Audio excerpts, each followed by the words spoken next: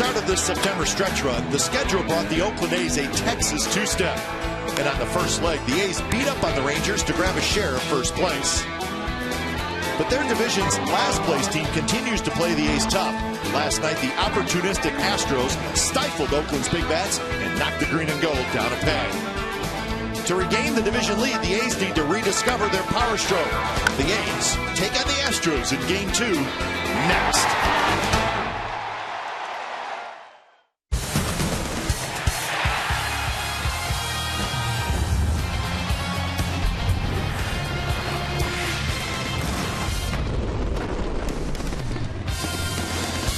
Well, hot weather has returned to the Bay Area. It's going to be a warm weekend as we get set for Game 2 of this 4-game series. Friday night baseball from the HOU at OAK Coliseum. Yoenis Cespedes and the Oakland A's playing host to the Houston Astros. Astros won last night by a final score of 3-2. Astros A's coming up on Comcast Sportsnet, California. Hi again, everybody. Welcome to Oakland A's baseball. Along with Ray Fosse, I'm Glenn Kuiper. Well, we spend a lot of time talking about home runs and runs scored and pitching, good pitching, bad pitching, Ray, but defense can make a huge difference. And we have seen that with the A's in this homestand. Early on, the A's defense helped them win a game. Absolutely. Last night, I think it cost them a game. You know, when you're trying to win close games, you have to play solid defense. Earlier in the homestand, against some pretty good clubs, the Tampa Bay Rays and the Texas Rangers, the A's did an outstanding job. Cespedes got Will Myers at the plate on a big play in his weekend series against the Tampa Bay Rays. Just tremendous defense all the way around. Of course, Josh Donaldson, you will never see a play any better than what Donaldson made over the tarp. But last night, a little bit different. Up the middle, little miscommunication. Did not result in an out. It was a base hit. This opened up what would be a 2-run inning as a base hit to left field. Cespedes peaked up a little bit. As a result, 2 runs scored in the inning. And as it turned out, one of those earned. But defense played a big part because the A's came back, but not enough because that one inning. Well, the Astros' overall record this year will tell you that, well, are they playing any better now than they were at the beginning of the year? Maybe not. But the A's will tell you they are definitely playing better against the Athletics now than they were earlier. Oh, you have to look at the numbers. 10-0, the A's have won the first 10 games. Look at all the numbers, the number of home runs, runs per game, slugging percentage, starting ERA. But since then, the 6 ball games, the Astros, and it really, you looked at last night what Brad Peacock did, kind of tells it all because pitching has been outstanding against the Athletics, a much different ball club for the Astros playing against the A's. And remember, the Astros play the Rangers the last week of the season. You can never count out a team at the major league level. All right, so we got a decent pitching matchup tonight. The Houston Astros will send the left-hander Dallas Keuchel to the mound, and he will be opposed by A.J. Griffin. Griffin looking for his 13th win. It's the A's and the Astros coming up.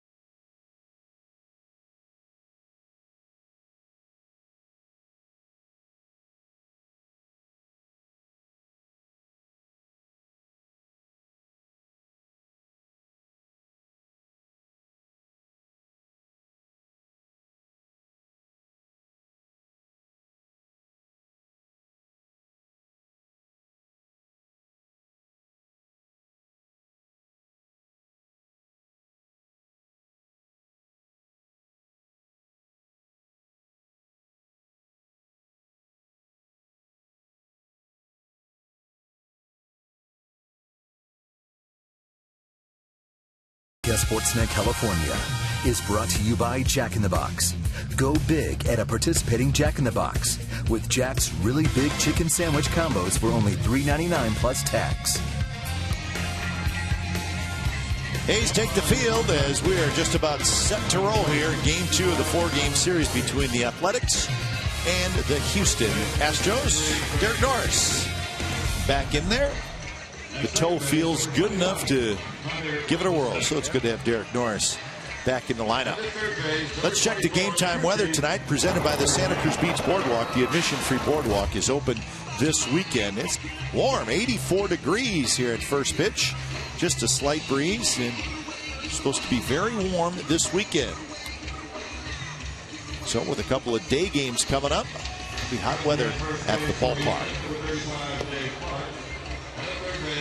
So the Astros will have a lineup tonight that looks like this. They get a couple of their regulars back in there. VR at short, Altuve at second, Crow and right.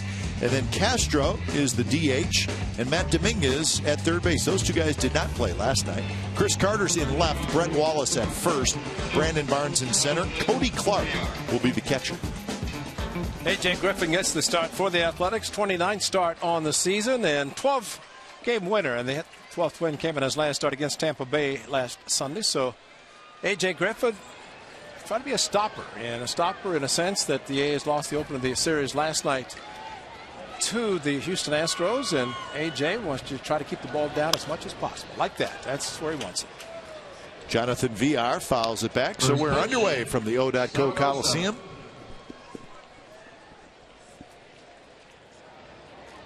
Now, often we see now where leadoff hitters don't take a lot of first pitches. They just start swinging right out of the chute. A lot of times thinking they'll get a first ball fastball, and VR did. Fouled it back. So 1-1 the count to Jonathan VR, the shortstop, and now 1-2. He always got that little hitch like we saw with Martinez. He does, yep. Now the Rangers, a little bit of a hitch, and that's why a fastball gets on them very quickly, and two pretty good fastballs have been fouled back. Big curve stays a bit outside. VR was 0 for 4 last night. Altuve to follow, and then Crow. Close pitch, and now full count. So we saw a lot of good pitching last night. Of course, Brad Peacock got the win. He was terrific. Sonny Gray was very good. Just that one bad inning where his defense let him down a little bit.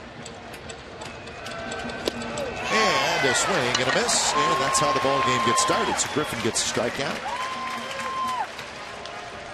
Here's the A's defense tonight. Cespedes, Crisp, and Young in the outfield. Donaldson, Lowry, Callaspo, and Moss on the infield. And Norris is your catcher.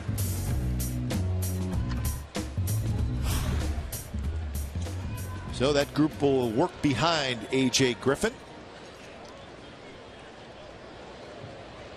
First pitch to Jose Altuve.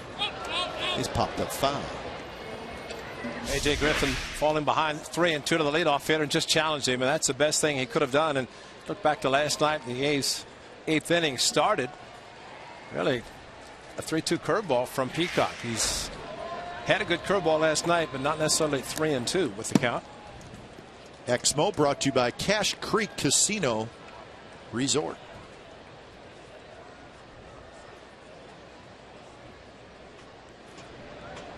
Altuve was 2 for 4 with an RBI last night.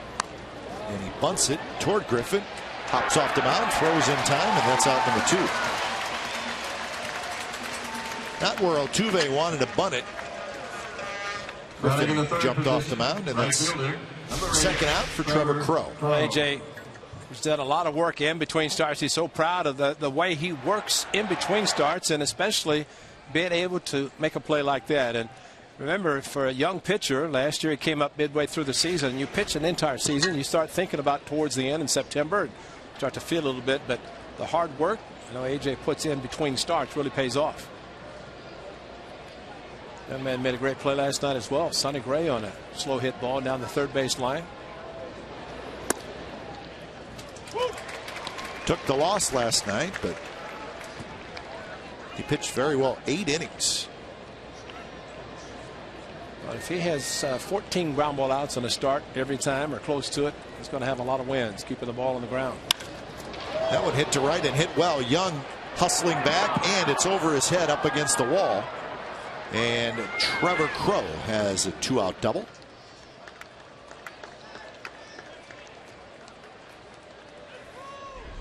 Gray had 2 tough innings, the first and the second. He gave up 6 hits. But after that, he settled down and did a great job giving up just 1 hit the rest of the way. Great fastball. Started getting the fastball down, plus the outstanding curveball, similar to that thrown by Peacock, but he was getting called third strikes as he did there. This was the play. That was an outstanding play on VR that he was able to throw him out. Just barehanded the ball, planted, flat foot, and made a strong throw at about 95 to first. So with 2 outs and a runner at second, Jason Castro steps in. Castro is the DH tonight. He's been bothered by a sore right knee lately, so he's been out for a handful of games.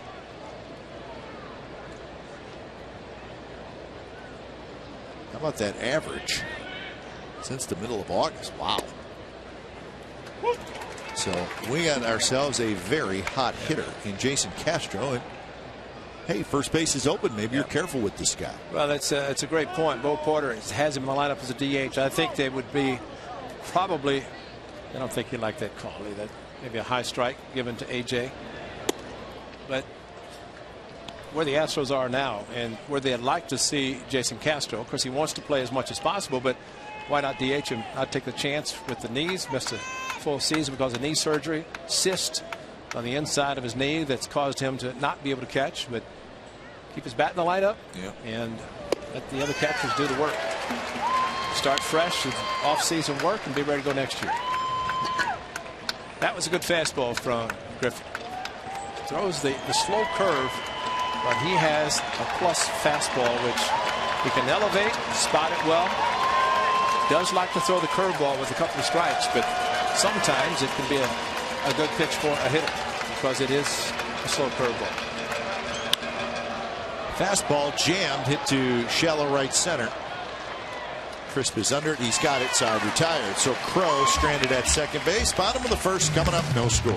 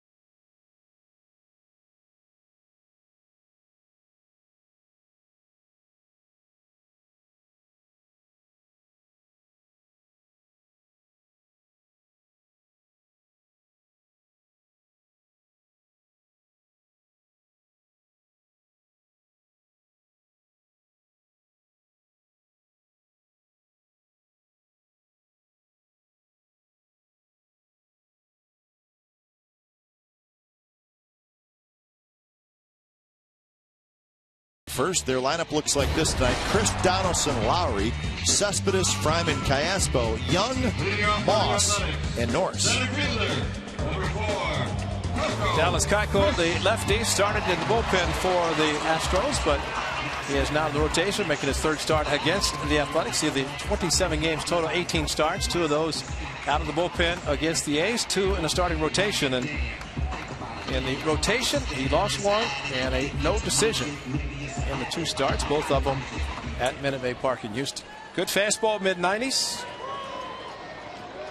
cutter, curveball, slider, changeup. He's got all the pitches. That's why he's in the rotation. Yeah, we saw him early against the A's out of the bullpen, and he pitched pretty good out of the bullpen. And soon after that, he was placed into the rotation. Seth Smith, his first home run of the season at the Crawford boxes. Lefty on lefty. Keuchel is 25 years old.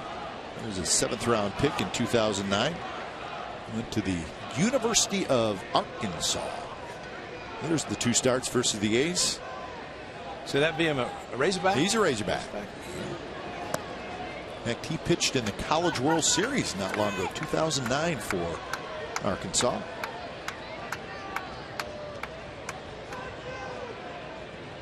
That off-speed pitch he just threw to Coco Crisp was a good one. Between Peacock last night, great curveball, and on the ground to Dominguez, and that's out number 1.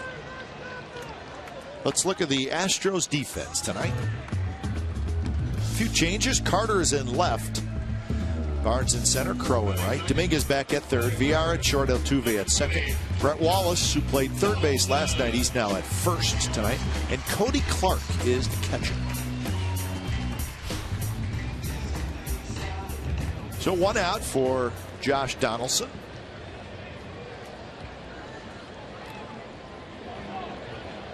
Donaldson hitting .293 with 20 homers, 80 RBIs, and he takes a strike. Alan Porter, the home plate umpire, has a good strike zone. A good pitcher strike zone tonight, which would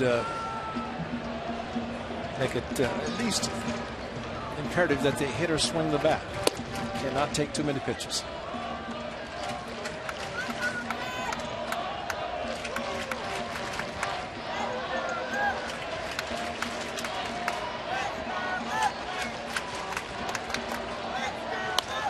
Curveball, looped foul, and the count is 1-2. The Rangers are in Anaheim tonight. Now, obviously, we'll keep a very close eye on that one. No score.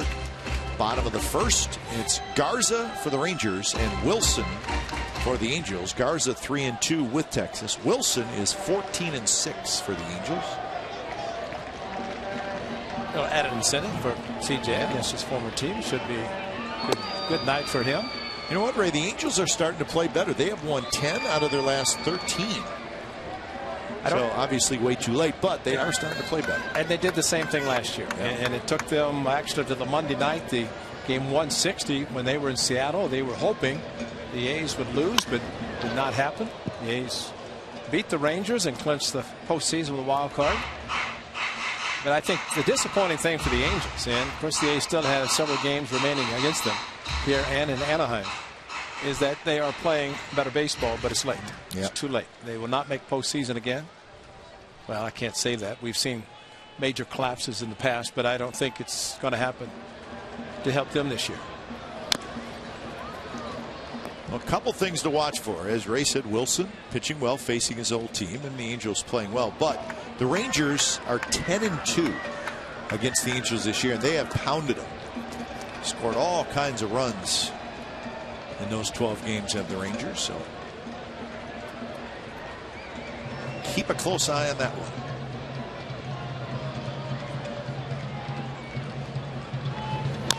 Donaldson taps one, just foul. Also, the Rays are opening up the series in Seattle. Rays do not score in the top of the first, so the Mariners coming to bat in the bottom of the first. Cobb for the Mariners, Iwakuma for Seattle. There's the Rays, the second wild card team right now. Bounce toward the shortstop. Villar handles the in-between hop, and that is out number 2. So a couple of ground ball outs here in the bottom of the first inning. And that'll bring up Lowry. So the Rays are wrapping up that West Coast 3-city trip, and it has not been great to them. They're 2-5 on the 10-game trip, and of course the first 3 were right here where the A's swept them. They then split with Anaheim and now in Seattle. And it was a game last Sunday when we showed the great play by Cespedes. Will Myers getting a slow jump off second. Game in which Joe Madden started a reliever and used 6 more relievers after him. A's won the game. Bob Melvin did not pinch hit one batter with the 4 lefties in the bullpen that ultimately came in.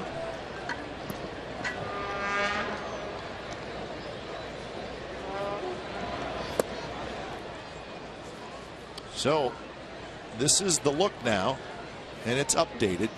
See the wild card. The Yankees are playing right now. The Orioles have already won.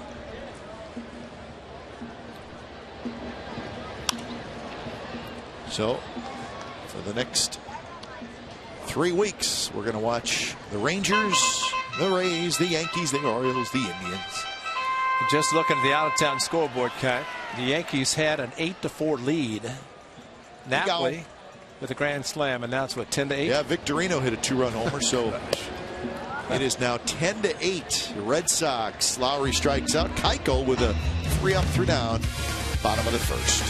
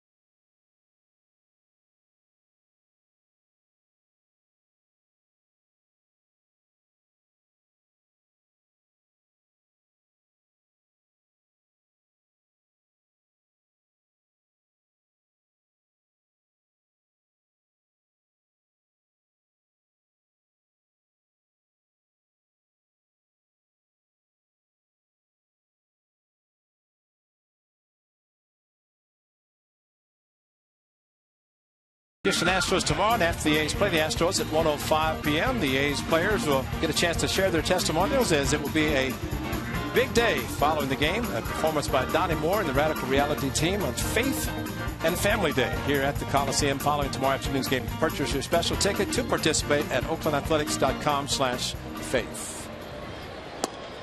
Second inning, Matt Dominguez to lead it off, followed by Chris Carter and Brett Wallace. Dominguez not in the lineup last night, a little bit under the weather, but he's back in there tonight.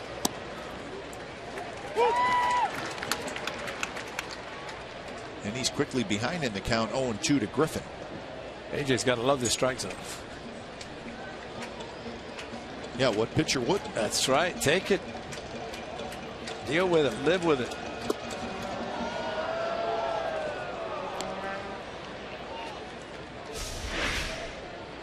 Big slow curveball stayed on the inner part of the plate, and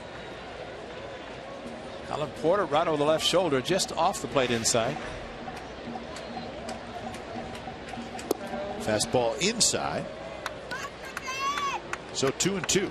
There's the home plate umpire, Alan Porter. Gibson at first, Wendelstedt at second, and Jerry Lane is back. So Jerry Lane is the crew chief. Mark Ripperger was the fill-in umpire last night. First time tonight, the umpires are wearing the patch on their left sleeve, FP, and that stands for Frank Pulley, who, longtime umpire, just passed away recently. And tonight, and for the rest of the year, the umpires will wear Frank Pulley's initials on their sleeve, so nice gesture. Frank Pulley was the umpire. Remember, he called a guy out. He was punching the catcher right in the back of the head.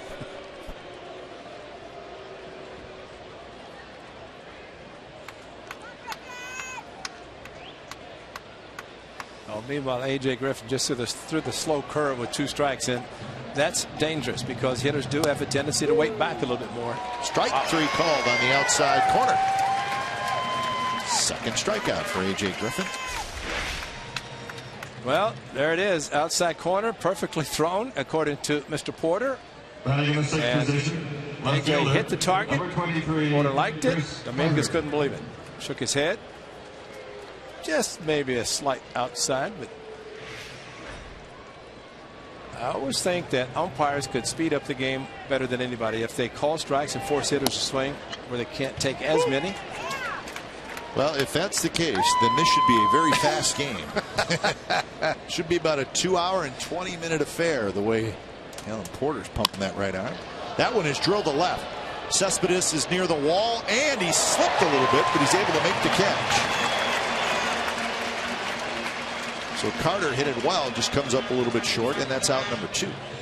Fortunately, got in on the hands just enough that kept it in the park because Chris Carter actually pulled the hands in and maybe towards the end of the bat. But anyway, a line drive. And Cespedes, something happened right there as he stumbled a bit and kept his concentration on the baseball and made the catch.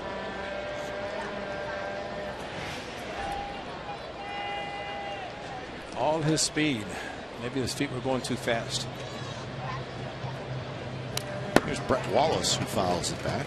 No, Ray, that game in New York, which we are going to keep an eye on as it gets toward the end.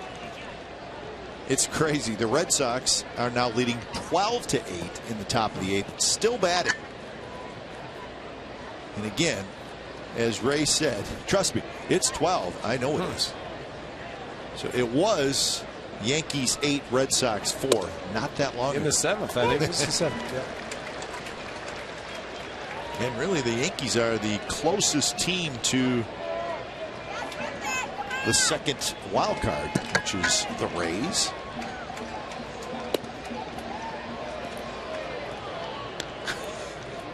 You got the fans saying, come on, come on. Yeah, you got the hitters asking the umpire, what is your strike zone? Please help me. Inside, 2-2 to Brett Wallace, hitting .225 with 12 homers, 31 RBI. I'm with you, though, Ray. I'd rather have an umpire have a little bit bigger strike zone than a smaller strike zone. Now the A's do a good job. I mean, you can imagine the Yankees and the Red Sox, how many pitches they take and how long those games are. Well, you get an umpire calling strikes, they're going to be forced to swing the bat a little bit more. Well, don't you think the difference is a hitter will adjust to an umpire strike zone? Absolutely. I don't know that a pitcher will. The pitcher's going to say, well, he's not giving me close pitches. I'm just going to throw it down the middle. I don't think a pitcher's going to do that. Right, exactly. But a hitter will say, all right, you know what? They have to chase some pitches that I think are maybe off the plate a little bit. Wallace with a 2-out walk. And here's our Ford right choice. A.J. Griffin, a start and a win against the Astros on the 24th of July. And that was in Houston. He had 8 strikeouts in what turned out to be a 4-3 victory. No walks, 8 strikeouts for Griffin. Gave up a couple of home runs, but doesn't matter. He got the win. Altuve and Corcoran.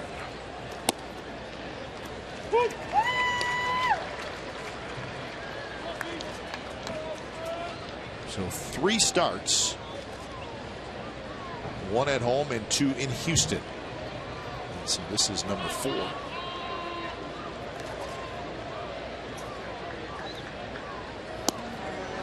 And that one called a strike. Brandon Barnes not sold on it, and it's 0-2. Check it out.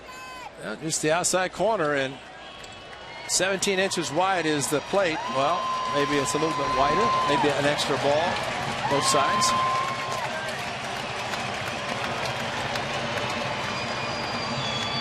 Best thing I ever heard from an umpire when Catfish Hunter took the mound. The umpire said, this is going to be a quick game. Yep. Knew he's going to throw strikes and knew that if it was close, it was going to be a strike. And it's exactly what you're talking about. Around the plate, call strikes, hitters better swing the bat. Curveball, Barnes waves at it, and that is strikeout number 3 for Griffin. Bottom of the second coming up, no score.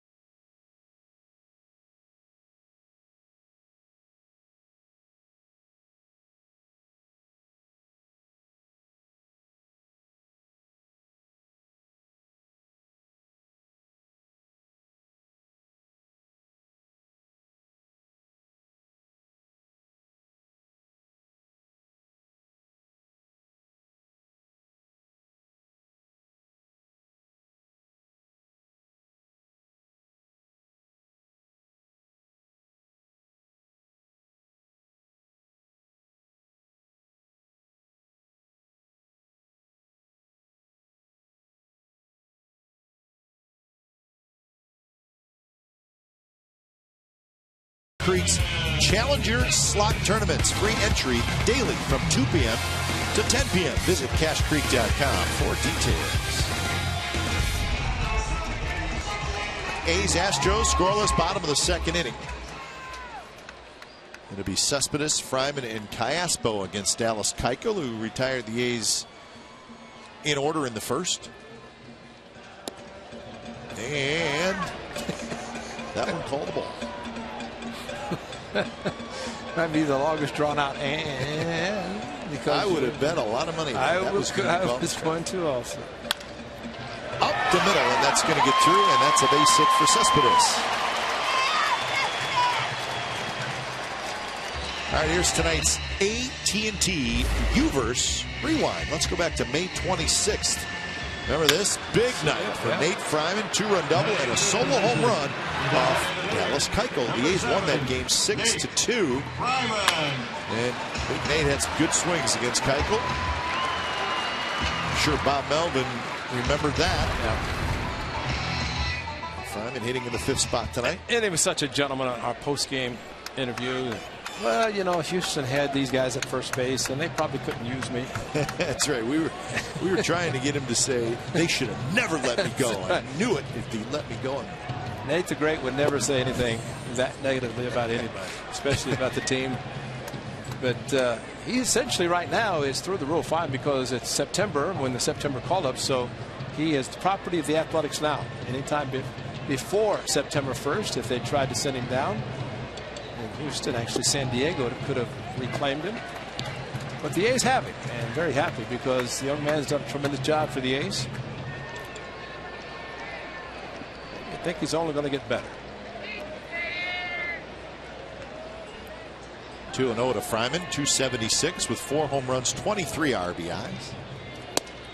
You might have seen the note that Chili Davis put up because there's so many extra guys. He said the guys are invited to have extra hitting at 3 o'clock this afternoon, in parentheses, except Fryman. He wants to hit all the time. It's kind of a running joke because Chili said every time I look up, he's in the cage wanting to hit. Let's go, Chili, I want to hit, I want to hit. But he stays prepared, and it's a credit to him. Well, and you know what? He's not a regular player, so that You have be to the reason he wants to hit right. a little extra. And that's what players who are not everyday players should do, is work as much as possible. So when they do get a chance, they're prepared, they're ready, defensively, offensively. And Fryman, more times than not, is prepared. And he shoots that one into right field, a base hit. Cespedes will stop at second. So Fryman has a base hit. 2 on and nobody out for the A's here in the bottom of the second. Huge hole on the right side and a fastball away. And Nate Fryman, you can look at all the charts, the straight charts, what a hitter might do, but Nate Fryman's a smart hitter. He got a fastball outside and shot it to the gap on the right side. Cespedes fortunately did not try to go to third. Altuve was not going to handle it, and ball was hit hard to right field, and there you have it. Evenly spread for the big man, where he has hit the pitches. So Callaspo steps in, swings around to hit from the right side.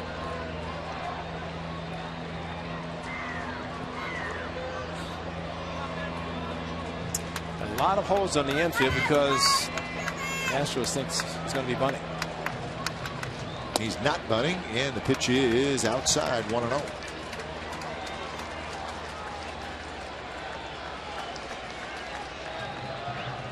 Alex Rios has hit a solo home run for the Texas Rangers in the top of the second inning. So Texas 1, the Angels nothing in the bottom of the second.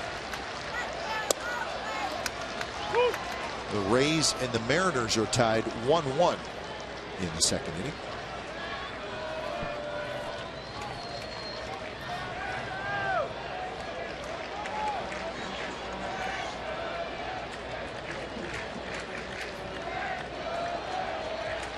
Swing and a miss. Good changeup from Keuchel. Pass, but way out in front.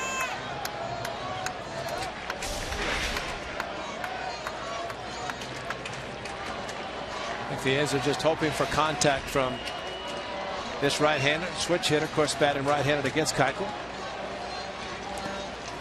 And I say contact because with his speed and with the possibility of Fryman getting on the second baseman if there's a ground ball hit, the A's at worst might have a first and third, but put the ball in play, anything can happen.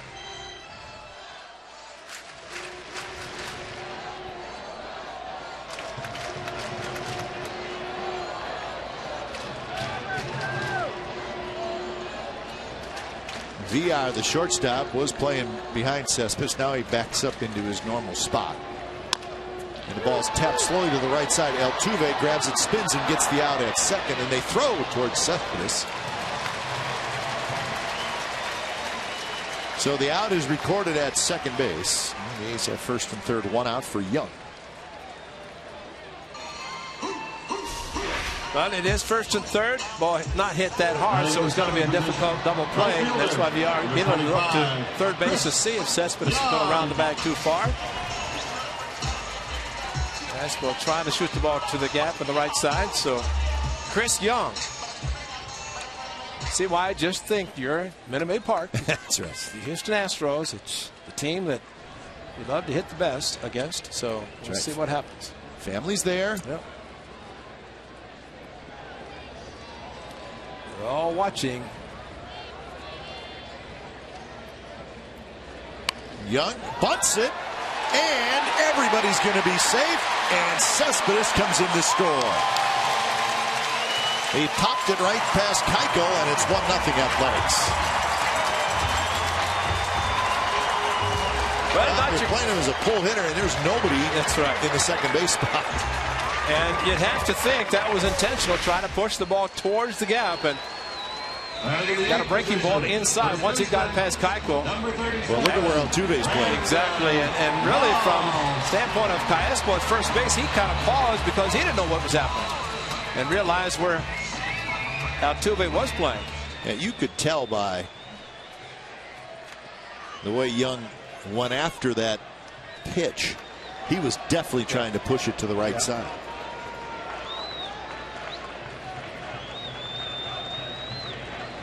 Breaking ball to Moss in first try. I tell you, there's a great bunt because the pitch was boring in on him on the inside part of the plate. And then, of course, getting the air. Callaspo, I think maybe he didn't realize where Altuve was playing and looked back to see what Chris Young. That was all on Young. There's no sign for that. And now it's 0-2 to Moss, hitting .250 with 26 home runs and 71 RBI.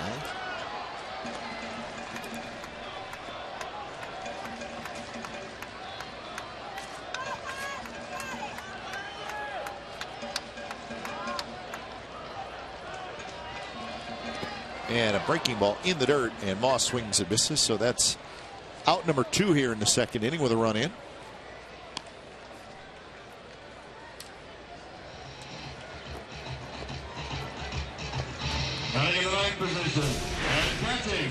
A hard-breaking pitch in the dirt, and Randy Moss swung at a high fastball, and then the hard one in the dirt.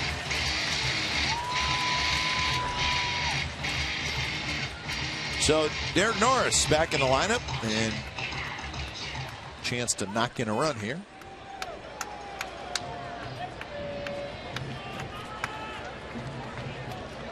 So it sounded like great Derek Norris. Of course, the broken big toe. You can still feel it a little bit, but able to play through it. Well, he's on the 15-day disabled list, which allowed him to be activated yesterday.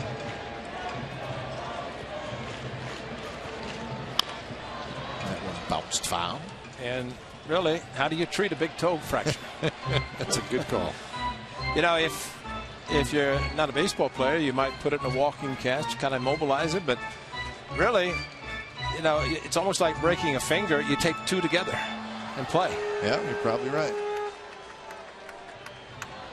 But at least, if it's his left big toe, his right foot, he pushes off to hit, and he pushes off the right foot to throw, so it should not have had an effect on him, really.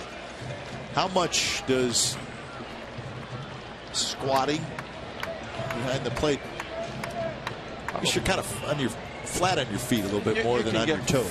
More flat. I mean, you're on your toes now, but yeah, as you see the Astros catcher, when you go to get ready for the pitch, looks like you're pretty flat on your feet. And at least behind the plate, you can make adjustments on if you feel better flat-footed, then that's the way you're going to set up. I think the biggest thing for Derek Norris is the lack of playing time. He did play the last 3 days at AAA.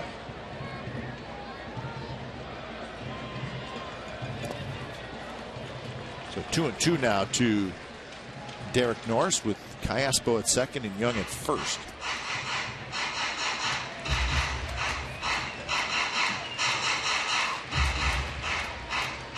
Watch the catcher.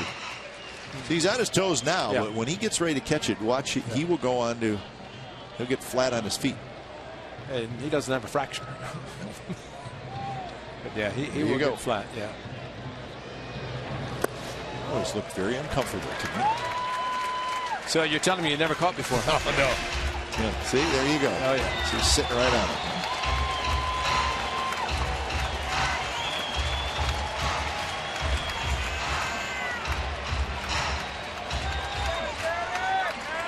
So 3-2 to Norris.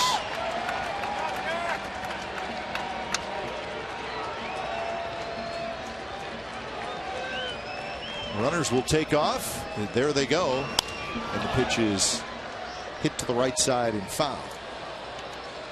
Wallace is so far off first base with Chris Young at first as a runner. He is a quarter of the way to second before Keuchel even makes the pitch. That is a huge jump, and really, if there's a base hit towards the gap, Chris Young might have a chance to score, because by the time the ball lands, he's going to be around in second. Nothing Brett Wallace can do, and that's why Chris Young could get the huge lead off first and a big jump. Foul back. Norris had a nice rip there.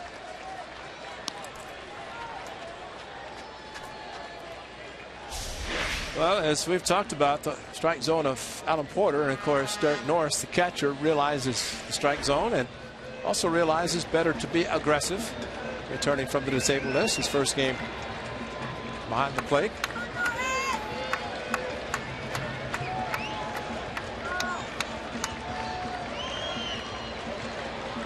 So another 3-2 to Norris.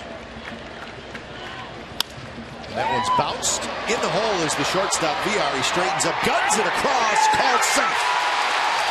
His toe's okay. Yep. So Norris will have a hit, and the bases will be loaded. Sometimes you underestimate the speed of a catcher, but Derek Norris can run, broken toe and all, but looked like the third baseman had catch the ball, Dominguez, but it was VR, and that's how quickly Derek Norris is down the line. The little short step right at the end, and foot hit the bag before Wallace was able to reach out and catch the ball. I think Dominguez, if he had had a chance, could have cut in front of VR, might have had a better chance to throw out. Derek Norris, the speedy Norris, hustling down the line. And you notice also he hit the bag with his right foot. The left toe is the broken toe. So at least by hitting the bag hard as he did with the right foot would not affect him, but excellent hustle because of first and second and 3-2 count. The only play for VR was to go to third, or to first across the diamond.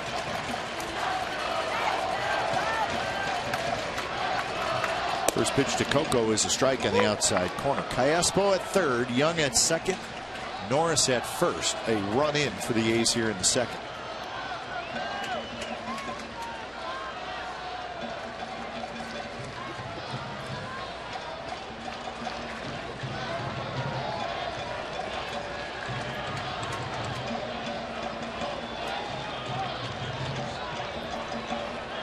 Five pitches thrown in this inning by Keuchel, and he's not out of it yet. Quick 0-2 is that one down around the knees. And that's just the pitches this inning. 43 total.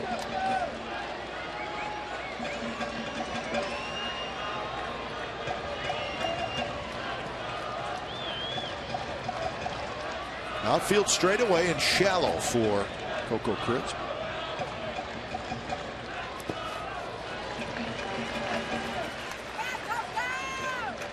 So Cody Clark making sure Callaspo stays at third. The catchers on both teams done a good job blocking balls in the dirt, and there have been a few of them, and that one out in front, good movement by Clark. Move his body in front of the ball and block it, and very big, especially with a runner at third. Magnazzi did it last night. Of course, we've seen the A's catchers do it exceptionally well.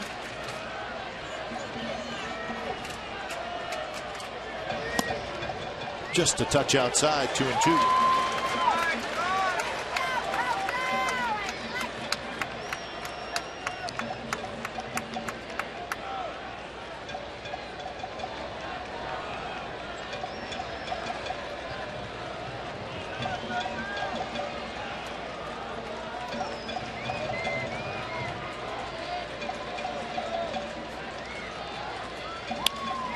Curveball is looped into shallow right, but on the move is Trevor Crow. He's got it side retired. So when it's all said and done, the A's get 4 hits in the inning and score 1 time. 1-0 Athletics.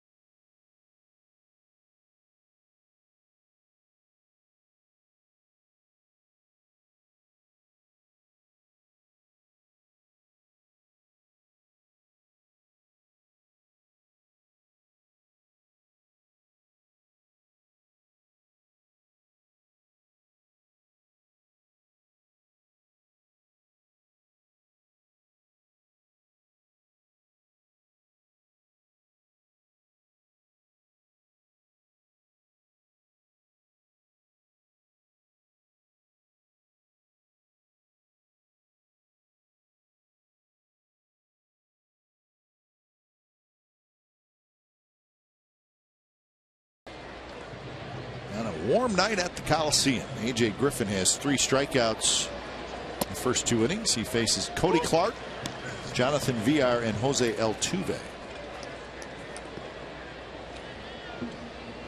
Like the warm weather, but you just wonder with a fly ball how the ball's going to carry. And that one flipped down the left field line, and it is foul. It's a good night for the A's. Yeah, Cody Clark is 0 for 17, and he just wants a base hit. Not like this one, though. This would have been a double to lead off the inning just to the left of the foul line. No chalk. Nothing popped up except the hands, the arms of Jerry Lane at third base. Foul ball. Now, when I say 0 for 17, Ray, I mean, that's in his career. Yeah. So was Stephen Vogt. This through last year and this year, and finally got his first hit, which was the home run. You would never know the way he's swinging the bat now. And the curve almost hit Clark.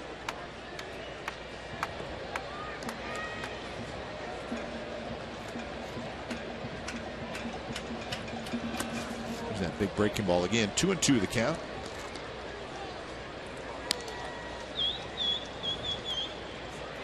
A slow curve, you will see hitters do what Clark attempted to do with a couple of strikes, and that is kind of turn into the slower curve ball at about 68. And a high fastball, and Clark swings and misses, and that's strikeout number 4. All right, here's tonight's Coors Cold Hard Facts. Astros record versus AL West opponents this season. The one that stands out is the 9-7 against the Angels. So no luck against the Rangers this year, losing 14 out of 16. A little better against the A's lately. Mariners 6-10. I think the Angels scratching their head. They swept the series down in Anaheim. And that was in the early part of the season, and that's when it was a tough time for the Angels because everybody knew the Astros at the time were not playing very good baseball, but you could not prove it to the Angels the way they played against them, especially in Anaheim.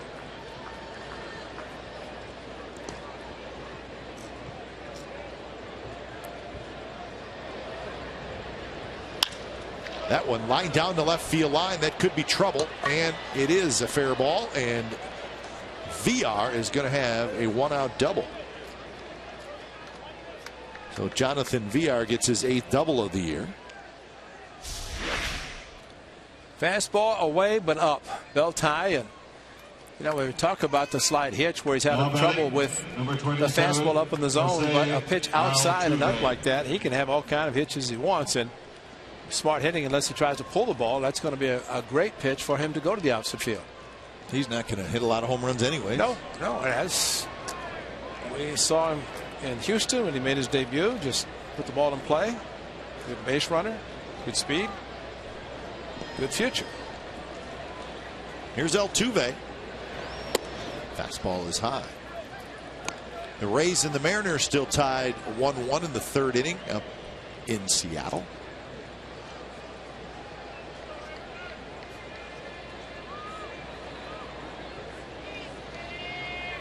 Altuve, base hit right center. Villar had a hole to make sure it goes through, but he will speed around from second and he will score. And Jose Altuve has been a tough out for the A's this year, and he's got an RBI single, and we're tied at 1. And again, location of the fastball, check where it is. That's up. That's a great pitch to hit for both Villar to go to left field and for Altuve to go to right field. Now batting. So Sonny Gray in the first couple of innings last night with the fastballs up, got hit, but settled down, got the ball down, and all Dave Tremblay did was just point towards home, and after he did make sure the ball went through. But really, you have to almost adjust your defense if the pitch is going to be up in the zone like that, because Kayaspo was playing close to second on a ball that was up and away, and Altuve has proven he can go to right field. Trevor Crowe lofts one to shallow center. Coco's coming in, and it's going to fall. So it'll go as a base hit for Trevor Crowe. He's 2 for 2. Big swing, broke back, couldn't catch up. And really, if I say big swing, it really is just a ball was down, and I'm surprised that Coco gave up on it, because right there he started slowing down, and even with Castro coming out, if Coco looks like if he continues to run, he can catch the ball. But it is hard to break back and recover quickly enough to get to a ball, even though it's hit as that one was.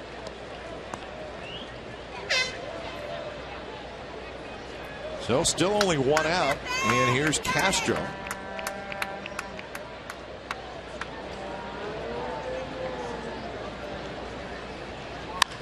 Castro hits one high to right field. Young is going back. He's at the warning track. He's got it. Both runners are tagging, and they're both going to be safe. Altuve makes a big turn at third. Crow just got in at second. The ball was right to the edge of the warning track. And he just missed it. He just missed. Castro did a 3-run home run. Matt Dominguez. A little hesitation, double clutch by Chris Young, and maybe just enough for Crow to make it in safely as Chris backed up, set himself up, but right there could not get perhaps a good grip on the baseball, and Castro decided to cut, make the relay. So second and third, 2 outs. Matt Dominguez the hitter, so this becomes a big at bat in the game, even though it's just the third inning. Curve in for a strike to Dominguez, who struck out looking in the second inning.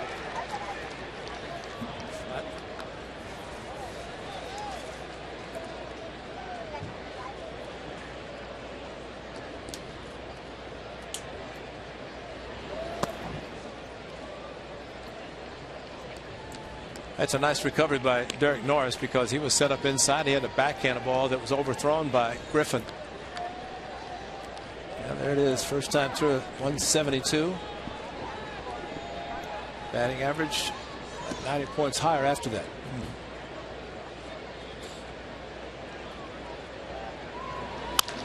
And that's a base hit to left field. 1 run scores. 2 runs are going to score, and that's a big hit for the Astros. 2 out, 2-run single by Matt Dominguez.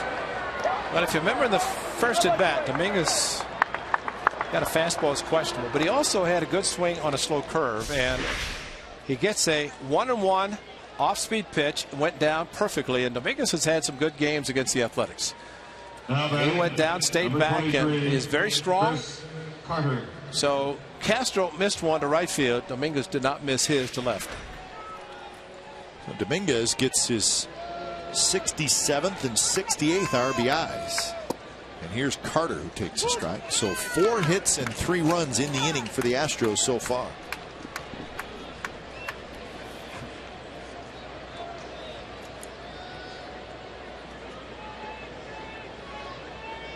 Carter hit a fly ball to left field fairly deep in the second inning.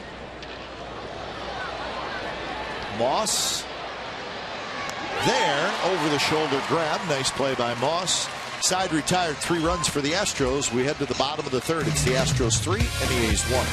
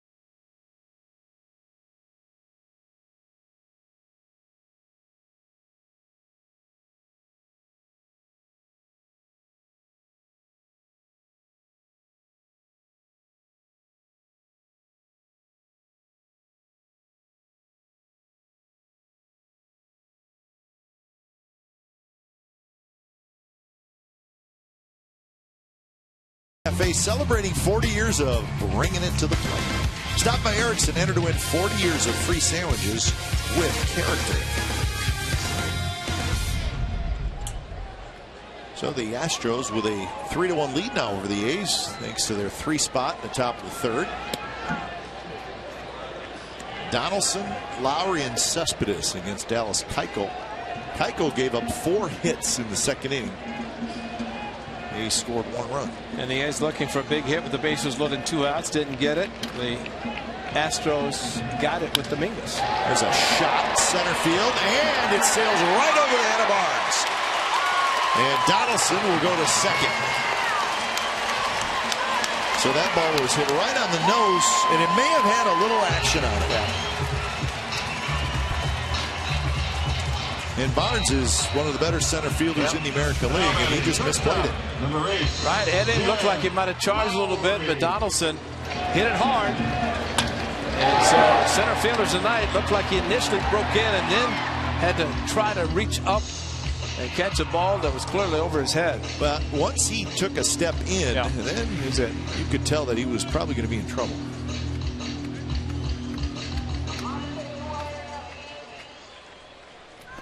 So double number 33 for Donaldson.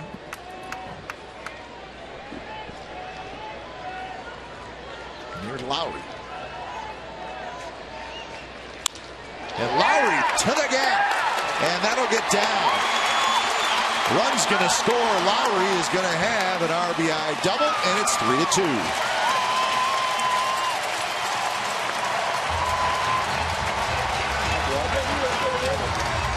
What do you know? Another double. Is that 42 now? 42. Well, you'd like to think the runner at second base, nobody out. Jet Lowry got a pitch to pull. Forget about hitting the ball to the right side. The A's need base runners, need runs, and so the A's just backed up with another double, and within a hit of tying the game. So now 5 behind Giambi to tie the single season Oakland A's record for doubles. Not too shabby. Cespedes swings and misses. Now you get over 30 doubles, that's a lot in a season. That's right.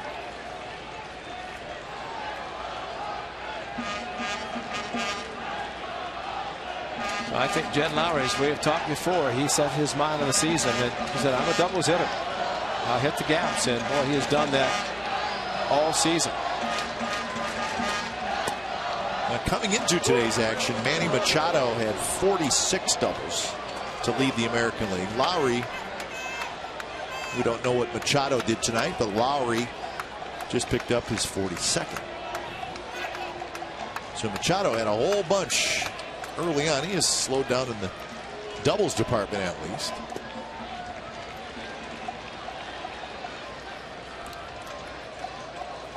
One and 2 to Cespedes, who singled and scored in the 2nd inning.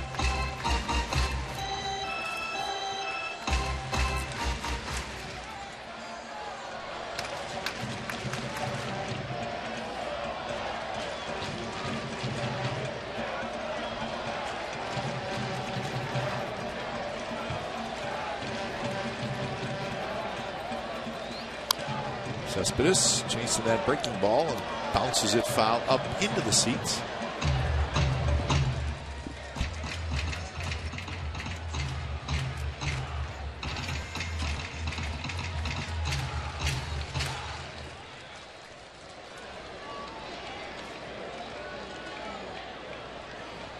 Cespedes is not thinking about the right side. He's getting pitches coming into him, and he has a swing, and if he hits the ball, he's probably going to pull it unless it's a late swing on a pitch outside. Again, foul. This one right at the plate. See, that was outside. He tried to pull it. And that's why the defense playing him to pull, though Altuve is staying in his normal position at second. Clark set up outside. You see the opening of the hips by Cespedes to reach out, try to pull an off-speed pitch. Fortunately, he fouled it.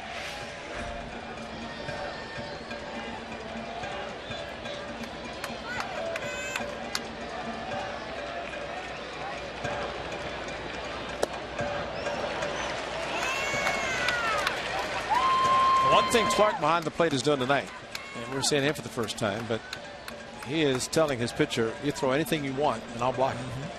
He's done a very good job staying down, blocking pitches. Again, Pagnozzi last night. That was so important because if you block the ball, runners obviously cannot advance, and in this case the difference of Lowry being at second and third with the infield back is huge. And that one missed inside, full count. Well, you hold your breath, don't you? No. Just never know. It probably was inside. But well, that's where the eye of the umpire is critical, because look where Porter set up, and it could not have missed by much. Wow. And he was sitting on that inside corner. Yes, he was.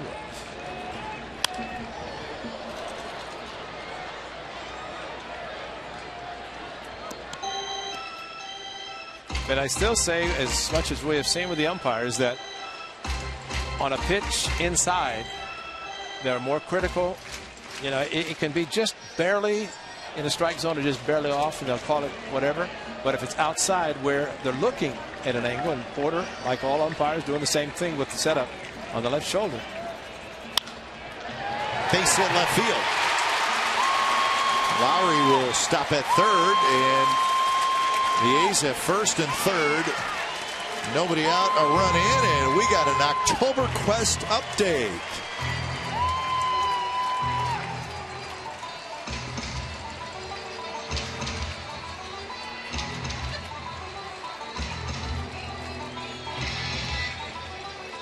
Now batting, designated hitter, number 7, Nate Lyman. All right, so the Rangers leading 3-0. Alex Rios doing damage. And Matt Garza. Yep. So 2 new additions to the Rangers, pitcher and position player. Rios had a good series here. Yes, he did. Here's Fryman. A's with a chance to tie. A run is already in. Double single to start the third. Now Altuve playing more straight up now at second base. Fryman, of course, first at bat hit a ball towards right field, and kind of where Altuve is set up. Rangers will shift a lot, but more straight up in this game probably than we've seen all season with it. Fryman goes around, and the count is 1-1.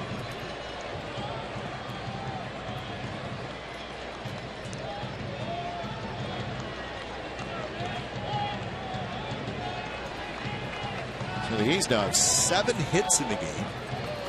Astros have 5. That one called a strike in the inside corner.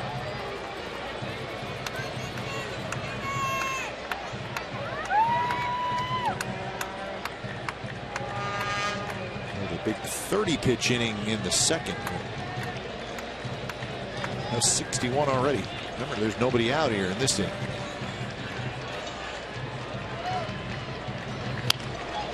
Roll foul past Mike Gallego.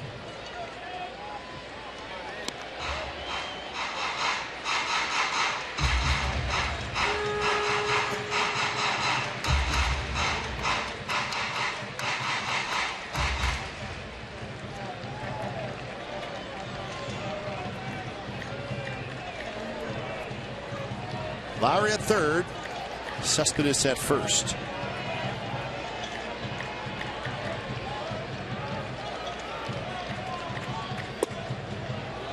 Oh, close pitch. Called the ball. Wow.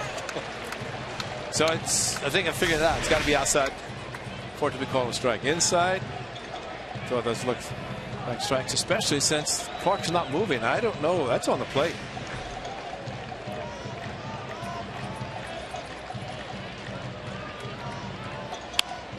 And that one hit up the middle. Diving play by the shortstop. VR, it trickles behind him. Run comes in to score. That's Lowry, and it's a 3-3 game.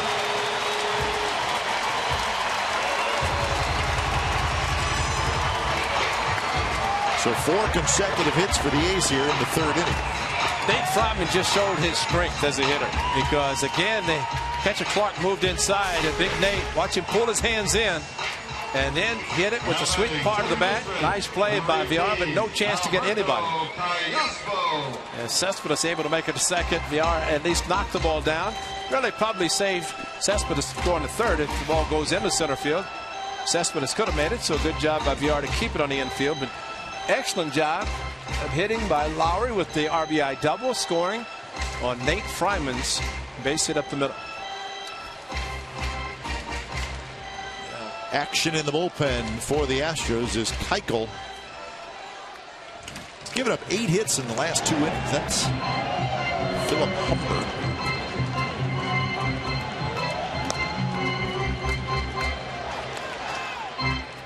Now, Nate likes the team that waived him in spring training. How about that against the Astros? 458, 11 hits and 24 at-bats. Big Nate just happy to be here. He has been outstanding. DHing tonight and in with the lefty. And able the skipper Bob Melvin to keep his hot hitter Brandon Moss in the lineup, even though he's a lefty. But there's always righties that seem to come in, which plays right into what Bob Melvin did by putting Brandon Moss in the lineup. Mike Gallego had a conversation with Cayaspo, similar situation as last at bat. First pitch to Cayaspo is a changeup, and he swings and misses.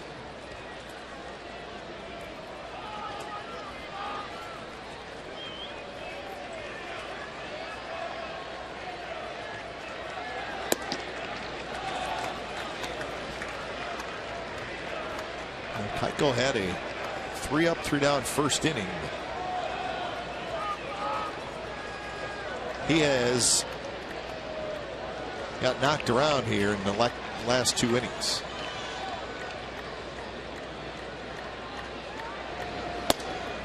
And that one called a strike. I think you're right, Ray. Exactly. Outside corner. That's it.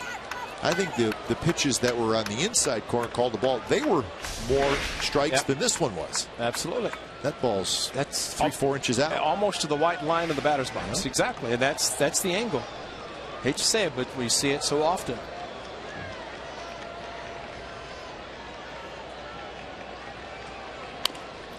And you know, to be honest, I'm surprised that under the circumstances that Cook, the catcher, is even calling anything inside. That's true. Because if you take any sort of a two-seam fastball from a lefty, you can split the outside part of the plate. And if you're going to get 3 or 4 inches off the plate, why even think about going inside? Especially at this point, guys will start swinging at it now. Yeah, absolutely.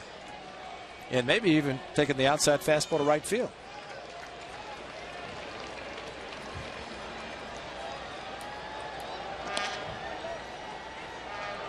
But I think a lot of times pitchers, catchers are so conscious of pitching inside. I have to pitch inside to set up. But if you're ultimately going to get the strikes outside, that's where you need to stay most of the time. Maybe to show inside, but be able to go back outside where you're getting the pitches. And that's where he's going right now. High pop up. That'll be foul.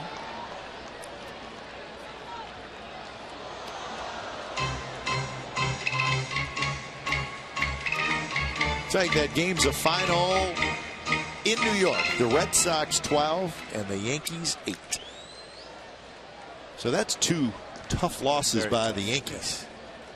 A couple of wild games. 2 more to go this weekend. Yep. Shot to Dominguez. Scoops it. Steps on third. Throws to first. And Wallace dug it out. So that's a 5-3 double play. And that ball was hit very hard. And Wallace made a heck of a play on the throw. It was a short hop to Dominguez, so he was going to get the runner at third and kind of planted his foot on the bags. Unbelievably, it was Wallace coming up with a low throw. And Dominguez knew the play was to go to first base, threw a ball into the ground. And maybe the fact that the throw was so far out in front of Wallace, the hop was not really that short by it hitting on the grass, gave him a good hop, and he fielded it perfectly. So here's Chris Young.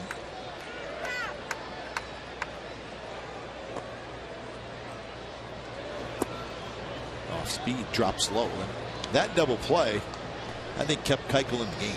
If he doesn't get Callaspo, I think he's probably out. Guy in the on deck circle is very upset because Moss is open for right-hander.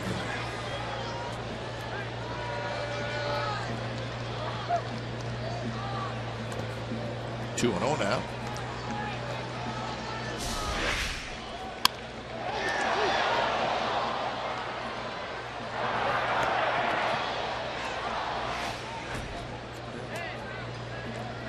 It's that right-handed hitter hitting an inside pitch. Really spin on that a little bit.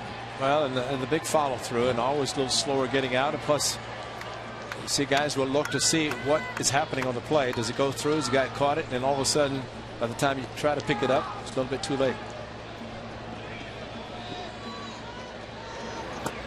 3-0 now to Young with Moss in the on deck circle. They're going to put him on now, and that's not surprising. Those 3 off-speed pitches because Brandon Moss is the lefty in the on deck circle. So Brandon, who did strike out his first at bat, has a chance to make up for it. Lefty on lefty.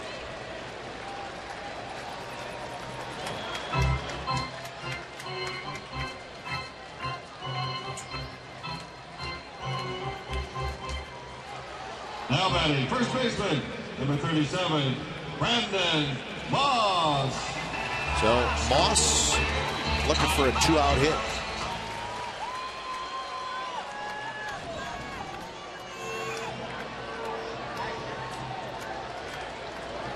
First pitch to Moss, fouls it right at home plate. Altuve, the second baseman, is in shallow right. VR, the shortstop, is playing right behind second base.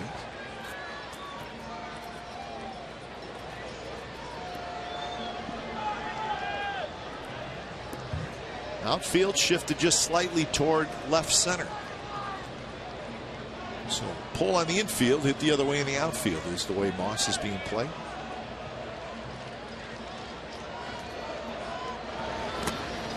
Breaking ball, and it's 0-2. So the number of home runs, 26 by Moss, 4 against left-handed pitchers, but by and large throughout the season, Brandon Moss has not had a lot of opportunities to face lefties. So while he's a hot player getting a chance to hit more against the lefties, it's a little bit different just because he has not faced as many as maybe he had in the past. 0-2 pitch and a breaking ball, and he just got a piece of it.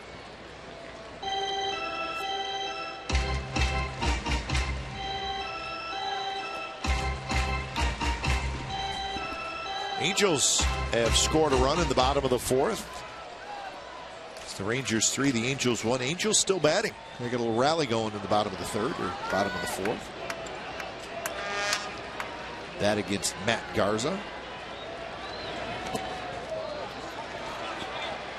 Clark blocked it. It rolled away, and he stays with it.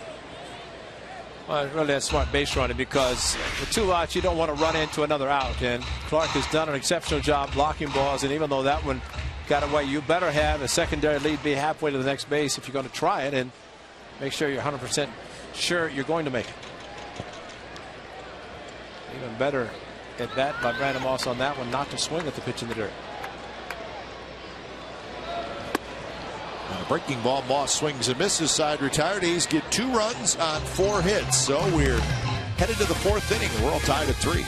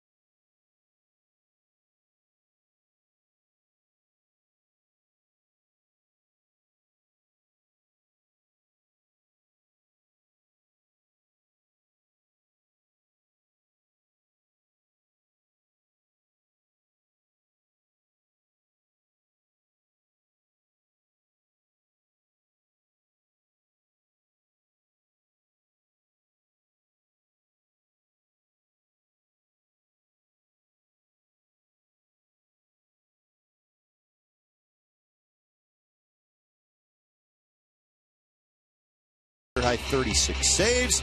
Who was the last A's pitcher to save 30 games in a season? All right, think about it. It'll come to you.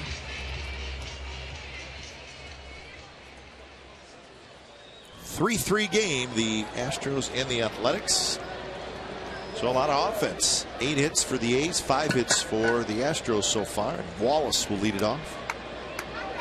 Wallace, Barnes, Cody Clark, bottom 3 in the order. And the first pitch is a fastball for a strike. How about a shutdown? AJ needs a shutdown base badly here. One of those nights.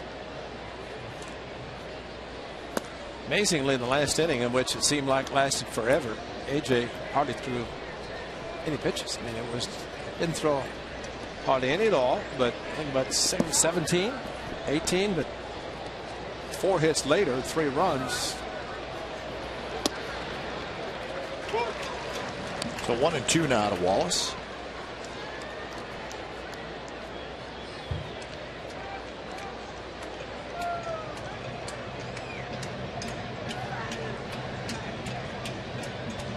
Wallace walked in the second inning. And a high fastball fouls it back.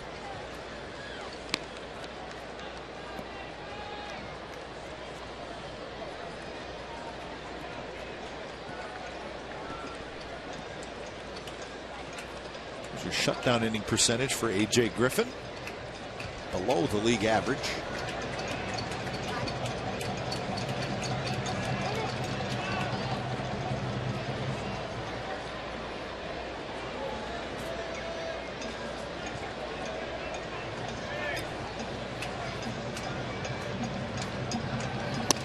Fastball inside, and the count is 2-2. Unfortunately, A.J. Griffin overthrowing the fastball is just a little bit, especially inside the left-handers, and of course that would be the same outside of the right-handers. And a curveball, and it's going to get through into right center field for a base hit. That one just kind of hung up there. And Wallace has a hit. Fans, your chance to pick up the new A's magazine. The 5th issue now is available, showcasing Josh Donaldson and A.J. Griffin. It features also on Jared Parker, Brandon Moss, and A's Director of Baseball Operations, Farhan Zaidi. Available at team stores and at oaklandathletics.com/magazine. Always a good product, and there you can see, of course, Josh Donaldson. I didn't even talk about his baseball card collection. Big collector. Also a good hitter. Well, there's your pitch inside, Ray. Yeah. That looked like a pretty good pitch, but call the ball and see what you think. I think that's a strike. Derek Norris is not moving, and he's not going to set up out of the strike zone. Sometimes catchers will do that as a waste pitch, but not in this situation.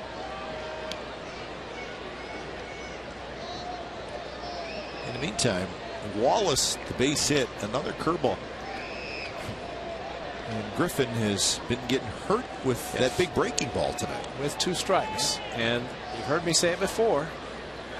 And one of the problems, if he throws it, I remember Bob Welch would start almost every hitter first of the game with a big curveball.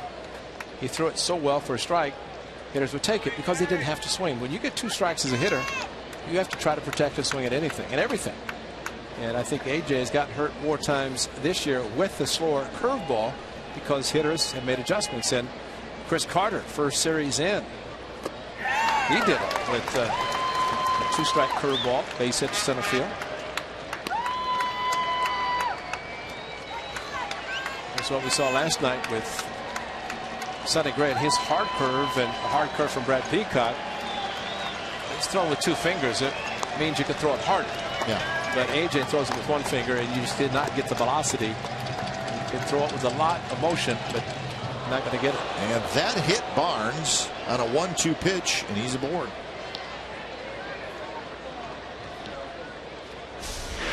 Oh, first and second, nobody out.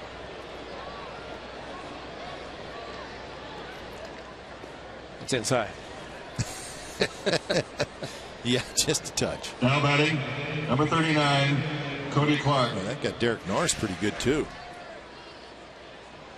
And the bullpen for the A's is going to start to get it loose, and I'm not surprised. Somebody's going to get up. Jesse Chavez. I believe you're right. Here's Cody Clark, who's going to show bunt, and it is foul.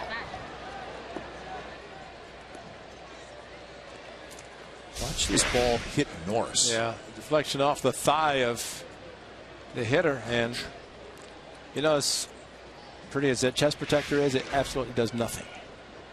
Looks good, but for blocking balls in the dirt only, not to take a direct hit.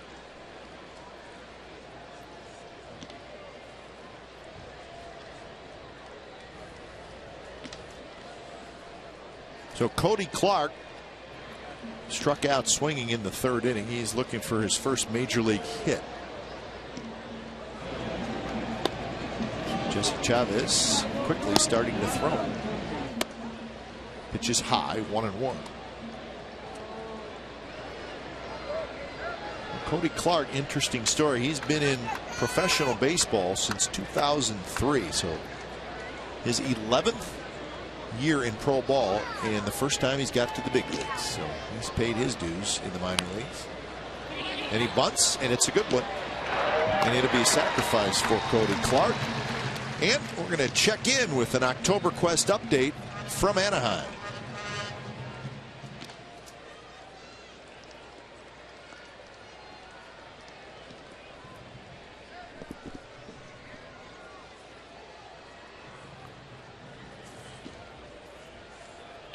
Number 6, Jonathan VR.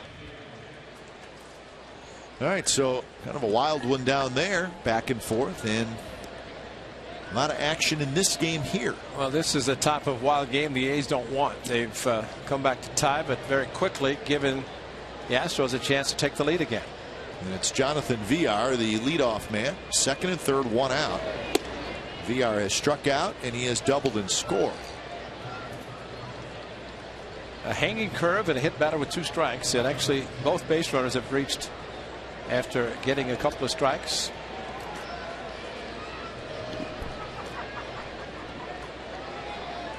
Wallace is not that fleet of foot at third, so in the infield about halfway. If the ball's hit the right side, oops, there it comes. And it's bunted, and it's a good one.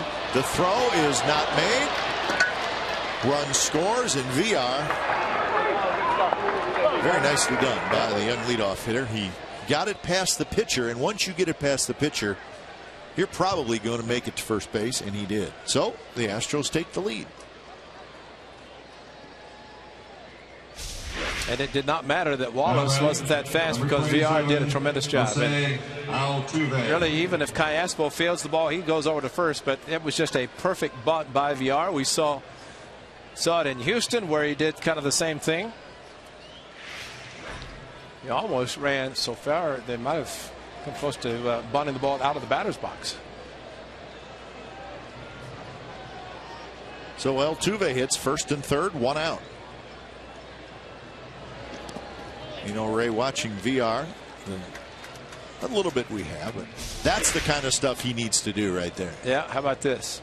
He's out of the box. He's out of the box. That's what I mean. He almost looked like it just watching him take off because it was an off-speed pitch, and he can start his motion, but it's going to take longer for him to finally make contact. But a situation that is rarely called. And keep an eye on VR. At 12 steals.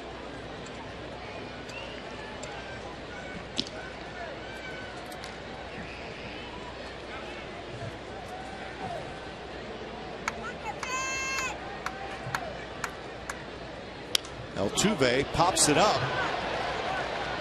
Donaldson into foul territory, and that's a big out.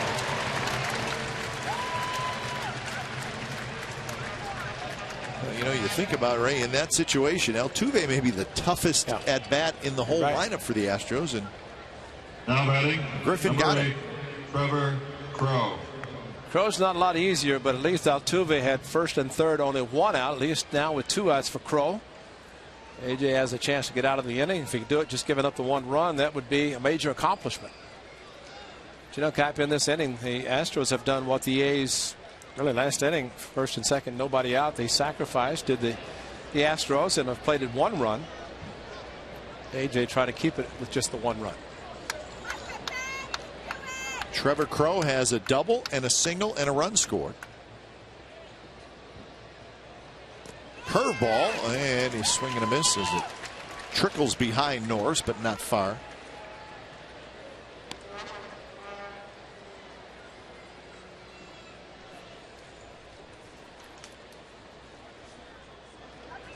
Well, the Mariners are leading the Rays 4-2 in the 4th inning. As you just heard with the October Quest update, the Angels 5, the Rangers 3, top of the 5th inning.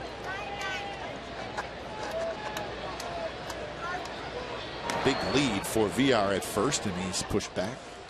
This might be a situation that if VR runs, they might not throw it through. It might be a fake, because you figure with his speed and getting a good jump, it might be not the wisest thing to throw through, but we shall see what the A's decide to do if Bo Porter sends his runner.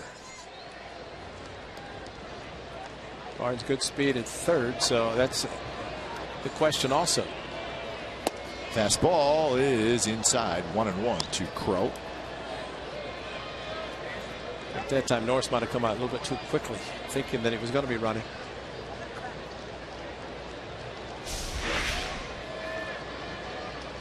Now, too far inside, and actually he stayed back, so that's a good idea. Donaldson playing like a first baseman at third. I like that. That's a good way to try to keep the runner close. Runner goes, and it's a strike. No try on VR, and he steals the bag, his 13th steal of the year. Well, the fact that it was a slow curve, it was a perfect pitch to run on from the base runner standpoint. And Derek Norris holding his position, and that was a huge lead anyway.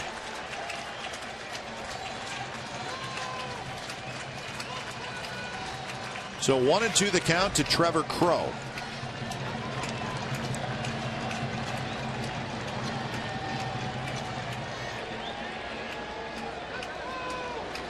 Runner second, get it right. it's a big pitch. Multiple signs with the runner at second.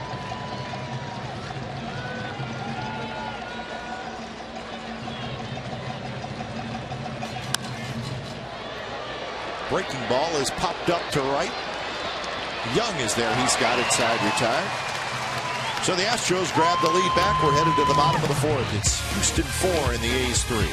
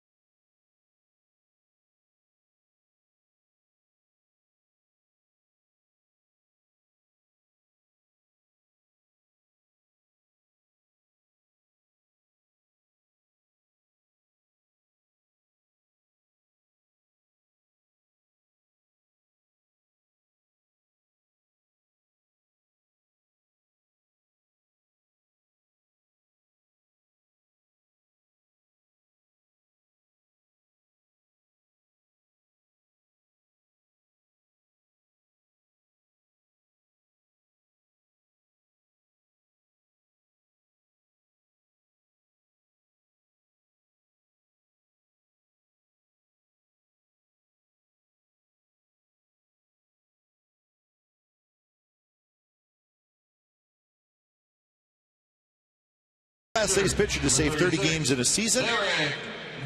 Houston Street, 37 in 2006, which was a playoff year for the Athletics. So Houston Street. Grant Balfour with 36. Mr. X got him, huh? For the top 5. No surprise. That's right. Keith Folk with 43 in 2003. Still waiting for him to throw the changeup to Big Papi in Boston, but he didn't do it. Yeah, that bothers you a lot. You bring that up pretty much every time. I'm sorry. I'd like to see you slide past that a little bit. It was 10 years ago. It's all right. I understand. I remember the play. I know exactly. You want to talk about Manny's home run the same year to left field off of a fastball inside that he finally got in Game 5? It's true. See, there's a couple of pitches outside that Alan Porter's not calling. Maybe somebody sent him a text message and said, hey, the guys are talking about your strike zone. No, they can't do it. That's a new sign that's posted. You can't do that. Can't text? No, can't text, nothing. Tweet anything when you're on the field. That one in first strike. So 2-1 to Norris, followed by Crisp and Donaldson here in the bottom of the 4th inning.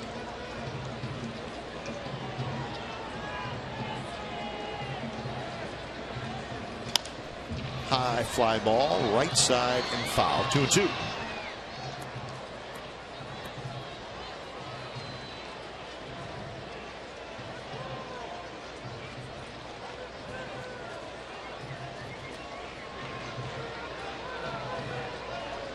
Norris had a base hit in the 2nd inning. He scored 1 in the 2nd and 2 in the 3rd. On the ground, right to Dominguez, who scoops it up. That is out number 1. Fans, you can place a deposit on 2014 A's season tickets and receive rights to purchase 2013 playoff tickets, the postseason rights, and it's a great deal because you don't have to be a season ticket holder. Just place a deposit on a 2014 season ticket plan. For more information, go to 510-638-GO-A's, or you can, of course, go to oaklandathletics.com/deposit. 510-638-GO-A's, oaklandathletics.com/deposit. He's trying to go to postseason for the 2nd consecutive season. And it's all in their hands. Watch the scoreboard, watch everything that's happening, but the A's play good baseball and win, it doesn't matter. They put themselves there.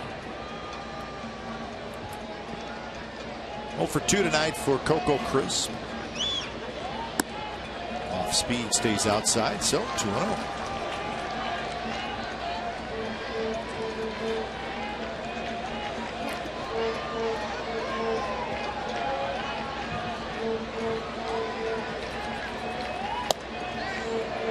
Keuchel kind of eases it in there on 2-0.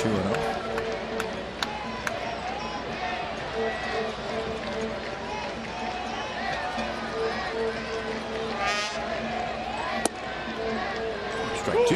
Well, the Tigers beat the Royals tonight 16-2 in Kansas City. I would think that was a little bit of a letdown for the Royals. They got 2 series left with the first place Tigers. So you're thinking, hey, you know what? We're asking a lot, but we got the first place team in our ballpark, weekend series, and the Tigers dropped 16 on the Royals. That means Miggy could have started and come out after about 5. Huh? That's right. Not close, and Coco Crisp has a walk. A 1-out base runner for the A's. 2 walks, 3 strikeouts now for Dallas Keuchel. I can't imagine that the Astros will have a whole lot of patience with Keuchel because the A's have had base runners all over the place the last 2 innings. And unfortunately, they left 5 of them on base, and that's a number you don't want to look at, the LOBs. The Mr. Perfecto from Humber. He's sitting down with another perfecto. That is Dennis Martinez, the bullpen coach. So rare to have, what, about 23 perfect games in all of baseball in the history of the game, and 2 of them sitting in the bullpen of the Astros. Dennis Martinez, the bullpen coach, standing with the El Presidente El Perfecto. Nice man.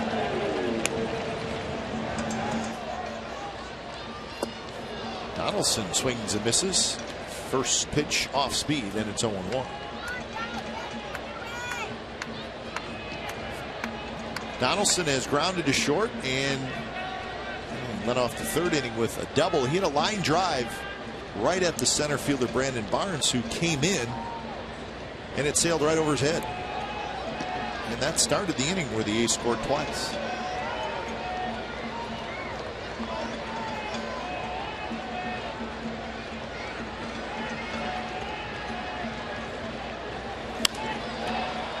Foul territory. Long run for Wallace, and Wallace cannot quite get there.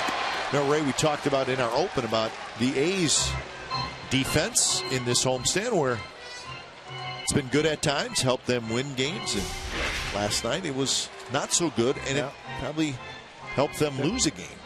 Much Wallace just kind of come up short. He reached out, maybe felt the mound, the bullpen mound, coming up close and quickly on him. Plus, it's a long run down the bullpen area. That defense is so important in scratching for runs, but if you get solid pitching and defense, then you can make up for lack of offense. And there's a shot to left, but that's a base hit by Donaldson. No, first and second, 1 out. It's like a heavyweight fight, isn't it? Yeah, that's true. Just keep coming back and forth. And Josh Donaldson, the fastball inside, and he has said so often he kind of has an idea of what a pitcher's trying to do, and maybe the number of pitches that Keuchel has thrown inside tonight, Donaldson, even with 2 strikes, thinking about it. You got Joe Saunders with a fastball inside, hit a 2-run home run to left field.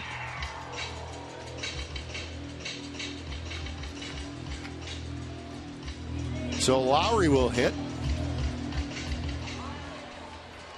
I guess my point on that defense is, you know, it's probably an overlooked part of the game because you talk so much about runs and the pitching. But I mean, that play with Barnes, oh, yeah, you know, absolutely. Probably ball he should have caught, right? Yeah, that's a 2-run. Well, you got 1 out and nobody on base. You have no idea what's going to happen that inning. But the A's took advantage of the mistake. Right back up the middle. That's a base hit. Coco steaming around third. He's going to score, and the A's have come right back to tie it. Lowry with an RBI single.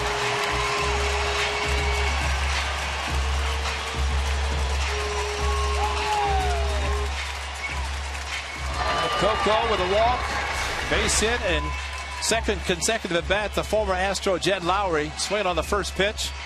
Got a hanging curveball, and once it got past Keuchel, right back up the middle. Coco able to score easily. And all the way on his own. So the A's, they've finally done it. They've finally got enough hits to remove the pitcher, Keuchel. 10 hits in 3 1/3 of Dallas Keuchel, and he's gone. When it's time for a change, think Speedy Oil Change and Tune-Up, your oil change tune-up and smog experts.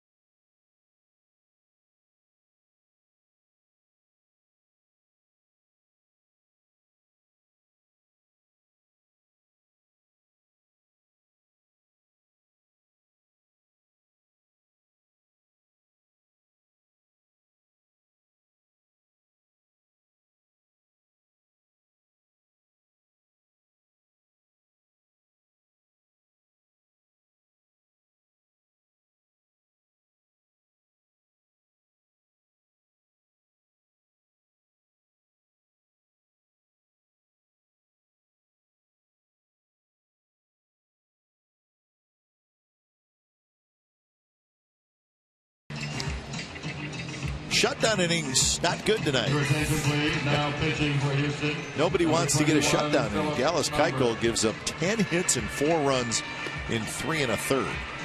Look at the pitch count, 95. Still responsible for a couple of runners on base. And Left fielder, number 52. his club scored him 4 runs, and here he is in the 4th inning, and he's given up 4. And Philip Humber coming in as a reliever. And you see his numbers, 0-8 on the season with a very, very high earned run average. But maybe he's found a home in the bullpen of the Houston Astros. He went from a starter and a perfecto last year for the White Sox to the bullpen to the Astros.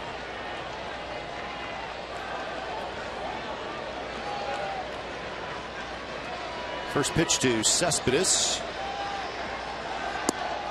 And it's a curveball outside.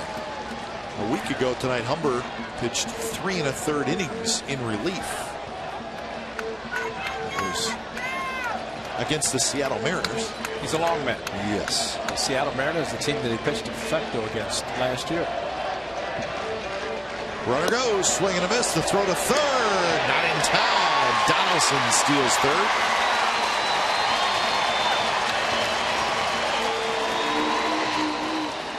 Donaldson got a good read on Humber, and he made it with a head-first slide. So now runners are on the corners and 1 out. Well, it was very close considering he was not being held.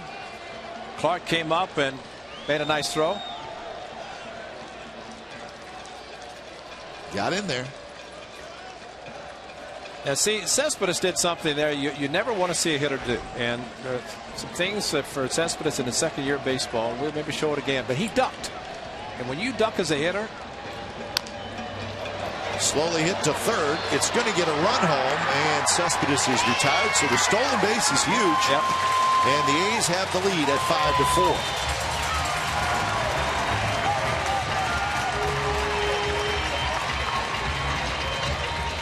So give Cespedes the RBI.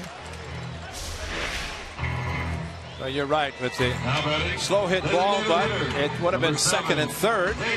Instead, Donaldson gets the stolen base.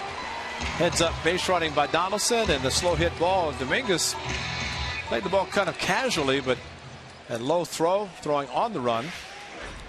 Able to get Cespedes.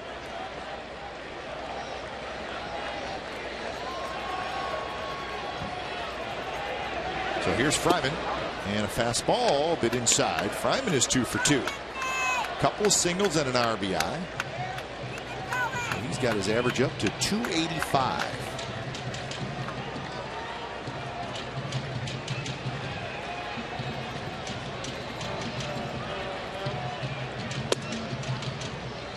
Curve, a high strike, even to 6'8" Nate Fryman.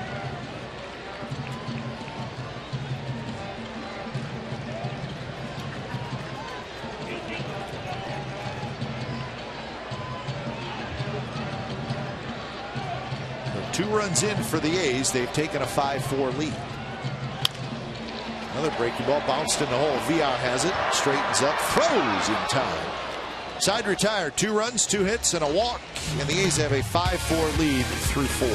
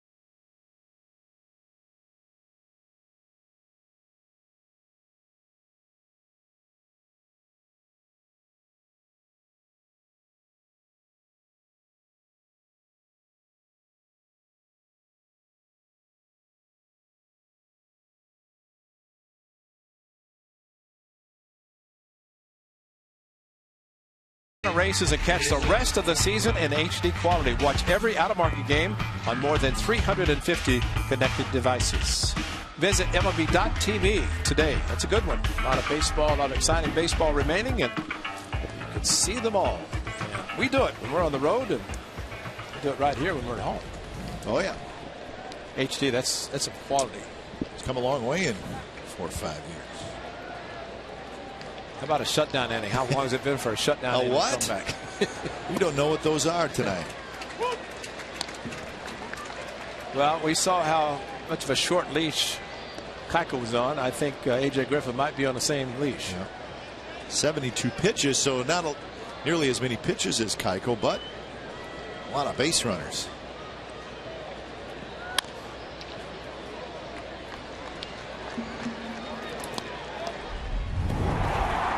Jason Castro from Castro Valley. And that's what he did in Houston. The short ball just got it over in right field, but some good swings. A fastball crushed it.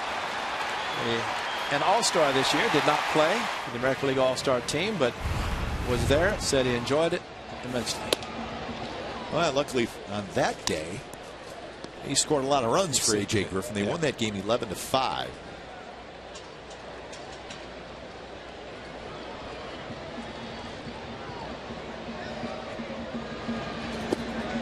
Big curve outside, and the count is 2-2. The Angels scored a run in the bottom of the 5th. It's 6-3 Angels over the Rangers, top of 6. Curve, strike 3 called on the outside corner. So that is out number 1. All right, check this out. So A.J. Griffin has allowed 33 home runs this year, and those are all 33. Remember the red? That means it was a fastball. So the changeup, no, what, 3 of them? Slider, 5, 6 maybe. Only one of those big overhand curves has been hit out of the ballpark. I want to find out who hit the ball that was on the ground and the one that was over his head. These green ones. That took somebody a lot of work to figure that out. Huh? That was a good one, though.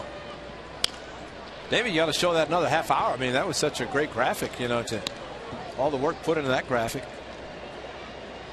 Josh Hood, what a man. He could do it all.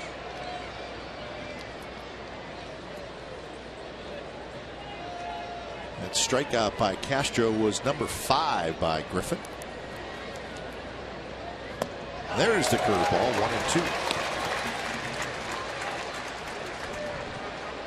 Well, that type of curveball, you can do 2 things coming up afterwards. You can change the eyesight and the velocity. Just do everything, because Domingo's way out in front in 2 strikes, maybe thinking about a similar pitch.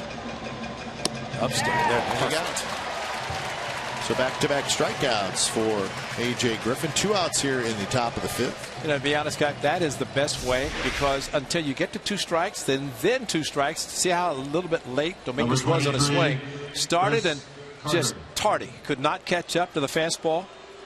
And if a hitter is smart, and most of them are, that they will, with 2 strikes, at least protect, which means they can handle off-speed pitches a little bit better, because they shorten their swings. A lot of them continue to swing hard, as this young man does, Chris Carter. And here's the Exmo, the fastball, right over the top. 4-seamer, as Derek Norris wanted the fastball elevated, and A.J. did exactly what he wanted. 2-0 to Chris Carter, who 0 for 2.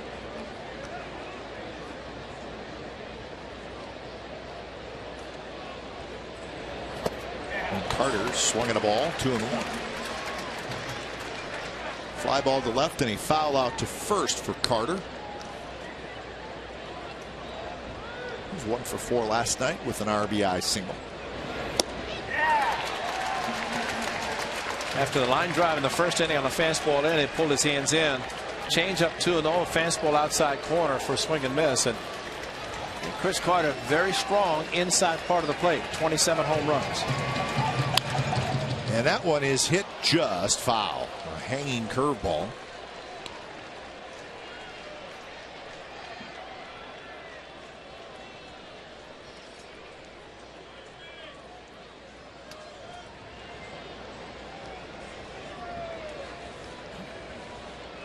Chris Carter with 19 doubles this year. He's got a triple to go along with his 27 home runs. And now 3-2. He has struck out 186 times. That's the most in the American League. I think 7 would be a nice number to put at the end of that. Okay. Right now.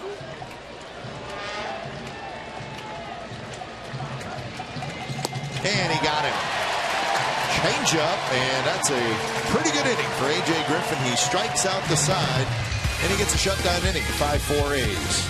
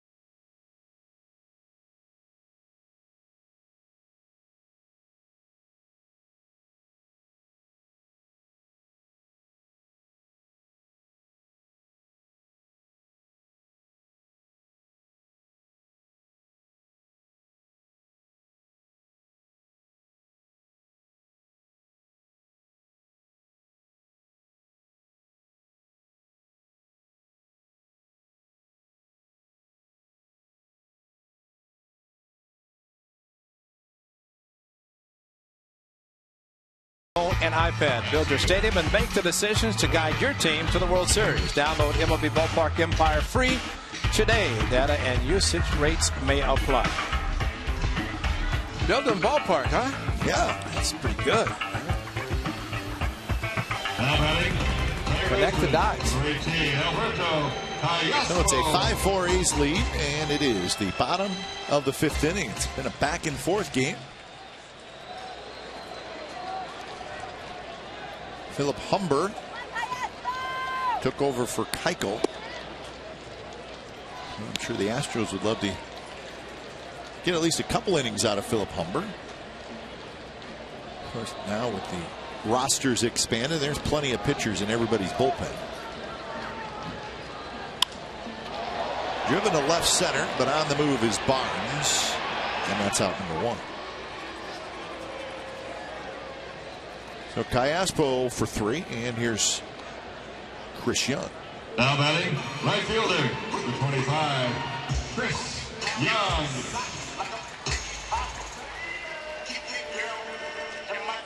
Chris Young, a RBI single. He got that on a bunt, and then a walk.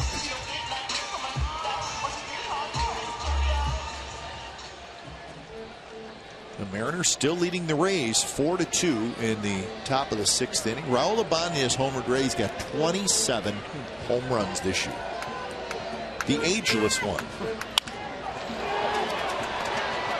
Coming in is Carter, and Carter goes into a dive, and he caught it. Big Chris Carter making a nice play coming in, taking a hit away from Young. Well, that was a big swing with the ball off the end of the bat, and something about the Astros and Chris Young, he hits so well, but they make some great plays against him as well. Chris Carter reaching down, and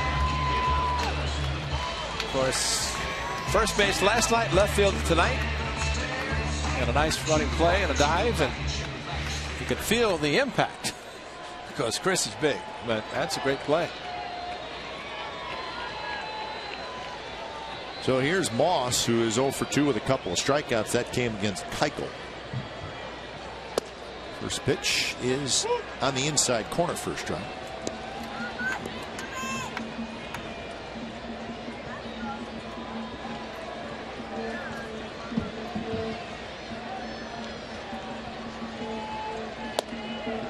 curveball, and it's 0-2.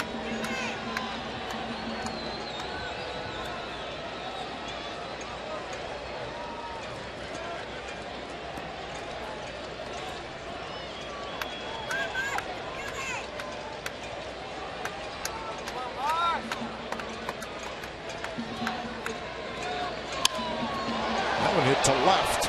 More action for Carter. And Carter dropped it. And Moss will be at second. Ball was just slicing away, but Carter was there. He just could not corral it. He didn't have to dive. That ball was, it's a tough ball because it kept slicing on him. He's playing deep anyway. And then as he went up, actually the ball about chest high, that he put his glove out and just missed it. So it's an error on Carter. So a couple of misplays in the outfield by the Astros tonight. So Carter makes a very nice play on Young, and then the next hitter, it's an error. How often we talk about the difference in a left-handed hitter with a left fielder, right-handed hitter, right fielder, how the ball slices. It always seems to slice towards the line. And center field, the ball goes straight at him. So really tonight we've seen both, and the ball straight over the head of Brandon Barnes in center that kind of misplayed, and then the ball just hit to left field. So how long have you been in professional baseball, right? 65? 1965? 65 years. Have you ever seen a ball hit that way and slice the other way? No. Across the bay, we have a perfect game through 7 innings. This Mario Petit for the Giants, who used to be a pretty big prospect for the Diamondbacks. And he's got a perfect game through 7 innings against Arizona on the other side of the bay. So, well, Matt Cain did it last year. Yeah. And Mario Petit. Maybe you should yell at Philip Humber. So wait a minute, I'm in the relief now. I don't have a chance for perfecto pitching out of the bullpen. But he will always be in that short list of pitchers to pitch a perfect game, and I think the number is about 23. Fastball just missed to Norris. We experienced Dallas Braden's on Mother's Day a couple of 2010. That was fun. It was great, and just you don't even think anything about it until tonight's inning, and nobody's been on base. It's a great feeling to be a part of it. Well, 3-0 now to Norris. Yeah, I think you know when a no-hitter's going on, but you do have to double-check your scorecard to see that, wow, nobody's been on base. Norris with a single and a ground out, and taking all the way there. He's got a chance to knock in a run here, and in this back-and-forth game, seems like every run becomes a big deal.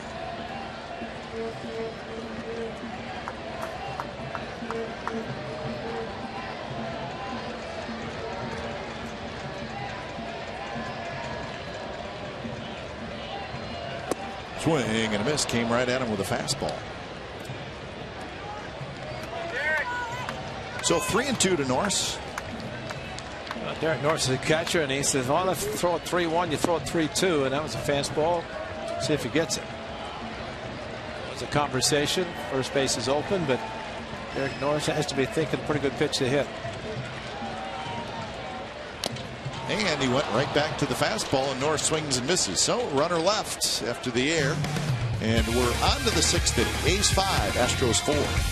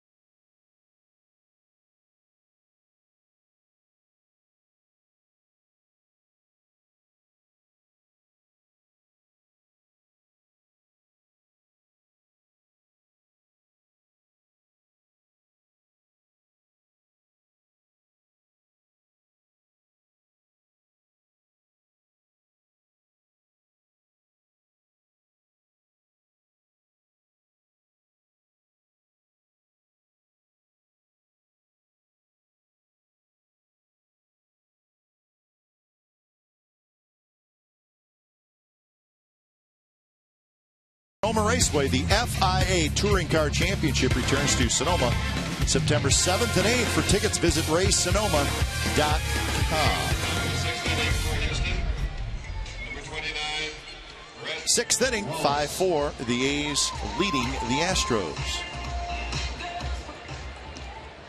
So A.J. Griffin wobbled through the first 4 innings, but in the 5th, he struck out the side. So maybe that'll do some good to him as he takes the ball here in the 6th inning. And what he might be proving, that it takes a few pitches for him to get going. And that does happen at times to pitchers. Lowry, the shortstop, waits. He's got it, and that's out number 1. So that's 6 in a row retired by Griffin. You know, the Hall of Famer Nolan Ryan, when he took over as president CEO of the Rangers, and brought in Mike Maddox, the pitching coach. Number 2. And his basic Brandon philosophy Barnes. has always been, pitcher will tell you how things are going. No question. And you can look at a pitch count and you say, okay, he's getting close to 100 pitches, so he must be ready to come out of the game. But we have seen pitchers often who maybe take some 60, 70 pitches before they start to feel like they have everything under control. And unfortunately, in most cases, they're taken out of the game because of the pitch count. And Otero getting loose because the pitch count is getting high. And A.J. Griffin, at least after the RBI double by VR, pitched well. Strike on the outside corner to Barnes, and it's 0-2. Barnes has struck out and been hit by a pitch.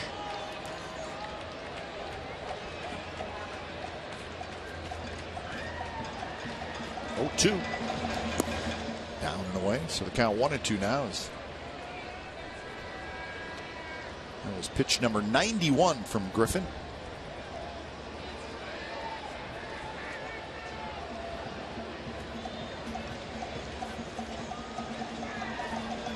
And the curve hit Barnes.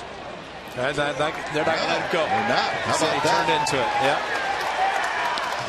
And Bo Porter's going to come out. You know, there have been a few hitters that have tried that tonight, and you know, he might be saying the ball's in the strike zone, and he turned into it. And you know, normally, yeah, and Bo Porter said he turned away, but by doing that, by turning away, he actually turned into it.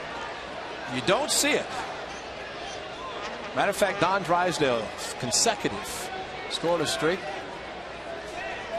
Dick Dietz. Dick Dietz turned into it, was denied going to first, trying to think who the catcher was, but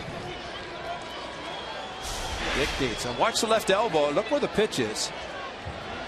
Yep. And he actually went after it. That's, watch the left elbow. He actually goes after the ball by even turning away, but still, and he is making it stay there. Yeah, that's a good call. I mean, he did stick that left elbow out. And since it was inside, he could see it. Yep. Alan Porter could see the inside.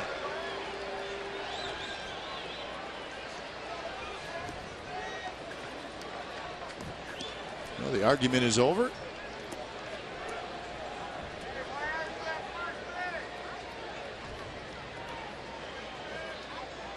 Now, Eduardo Perez asked him, and he said, the umpire said he stuck his elbow out. In reality, and looking at it, he did.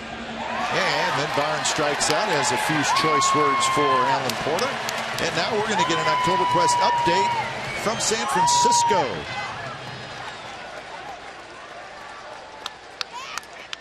Now batting, number 39, Cody Clark.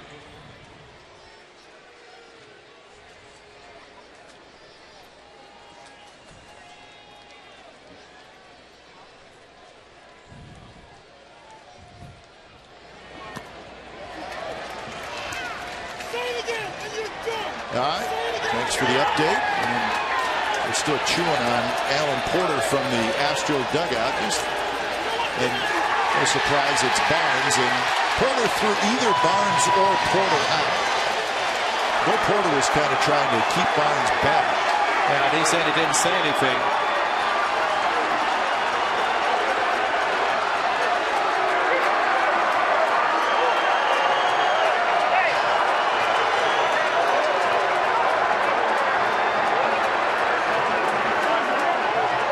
If you're the subject of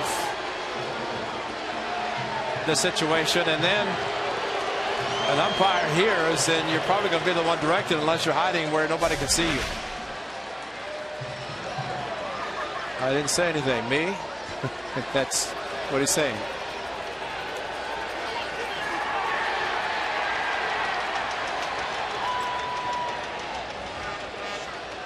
If you're going to throw somebody out, you do need to make sure that he was the one talking. Yeah, and he evidently had his back. And he was walking to the helmet. Yeah, exactly. Putting the bat and the helmet in, and that takes the guy to the game.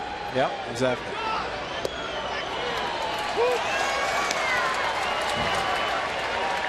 So Barnes is gone. Count is 0-2 quickly to Cody Clark. So Griffin in a groove, and he strikes out Clark. So that is 9 strikeouts for Griffin. He's retired 8 in a row, and he's starting to lock it in. 5-4 A's over the Astros. Bottom of the 6th coming up.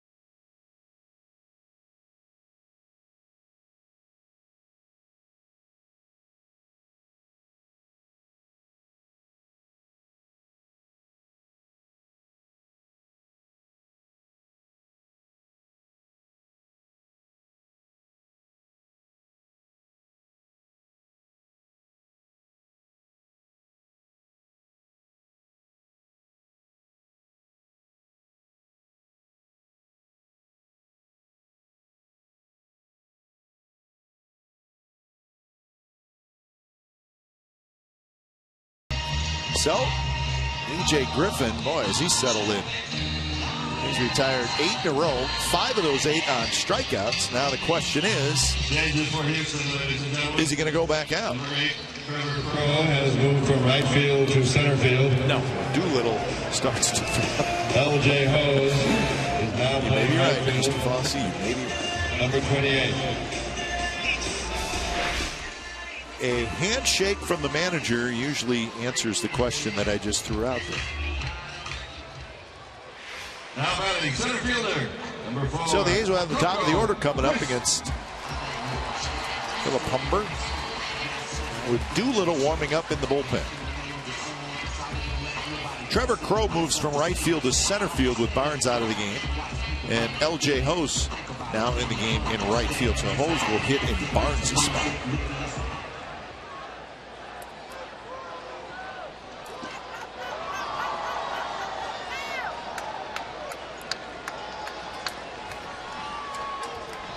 Coco, a ground out, a fly out, and a walk, and a run scored. That was in the 4th inning.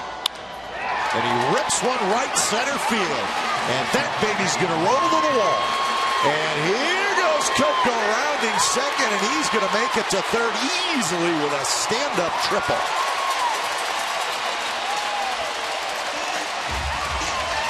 He had time to downshift about halfway between second and third. And showing off but not even breathing hard.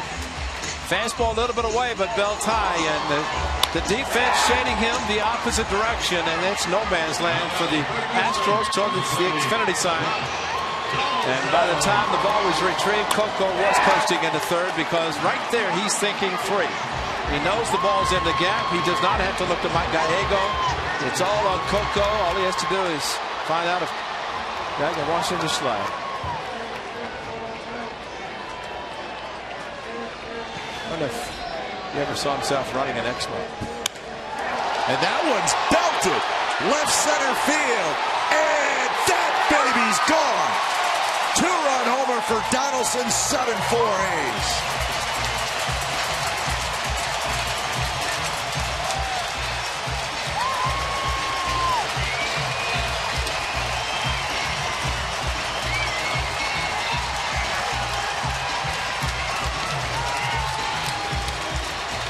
Well, he didn't have to worry about getting the runner in from third, less than 2 outs with that shot. Josh Donaldson with an aggressive swing on a hanging curveball, and he crushed it. 21, 82 driven in for Josh Donaldson. Started the game, ground ball to short, the double, single, home run. Not too shabby. Very, very great season for Josh Donaldson. And here's Lowry. Lowry's had a good ball game. Strikeout, RBI double, RBI single, and a run scored. So he now has 61 RBIs on the year. And if A.J. Griffin is coming out, which it looks like he is, then that is the best thing he could get from his offense. A 2-run home run, make it a 3-run game.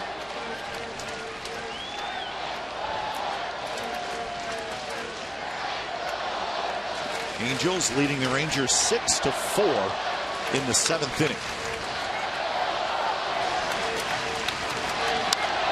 Lowry fouls it left side. Curveball crushed.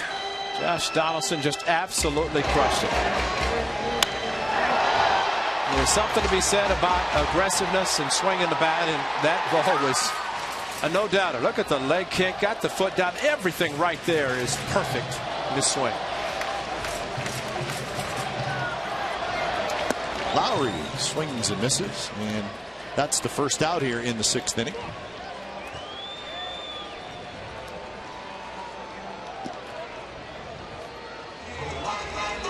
So that'll bring up Cespedes.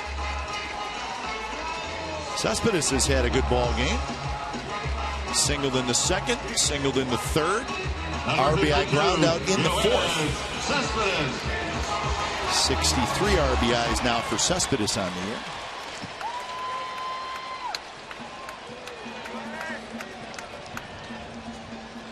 By the way, I forgot to mention the stolen base by Donaldson, which you did. was How big. Come on. Big last inning.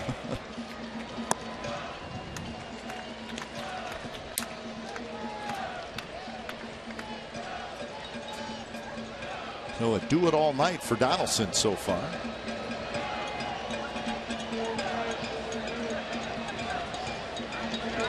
Cespedes taking all the way, and it's in first strike.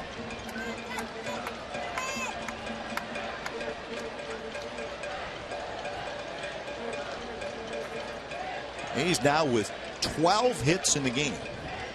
Last night they only had 6.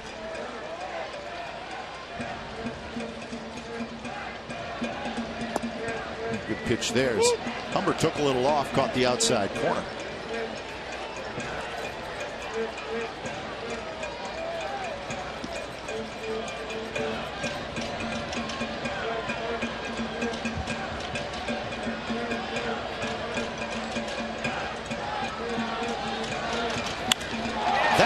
Launched left center. Crow to the wall. Got it. So Cespedes just got underneath it. So Crow had time to get back there right in front of the wall. See that swing? Great shot off towards the end of the bat, but extended. Tried to pull it a little bit more. And as high as it was hit.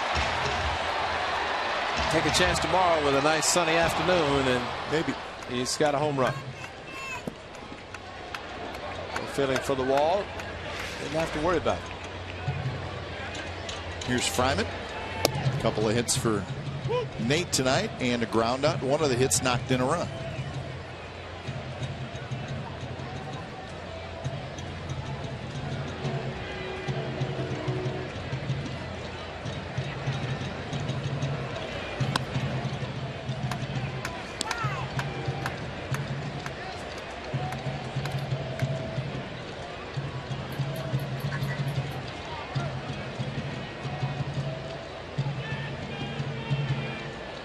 Donaldson with a 2-run homer. It was back and forth game, and the A's once trailed 3-1, but just the tone of the game and the way it was being played, you had a feeling that at some point more runs were going to be scored, and that has been the case. Well, the A's hoped it would be the case, considering what happened last night. The 6 hits you mentioned, 3 of those came in the 8th inning. Nothing in the first 7 against Peacock, but could not come back enough to win the game. Runs it inside to even the count at 2-2.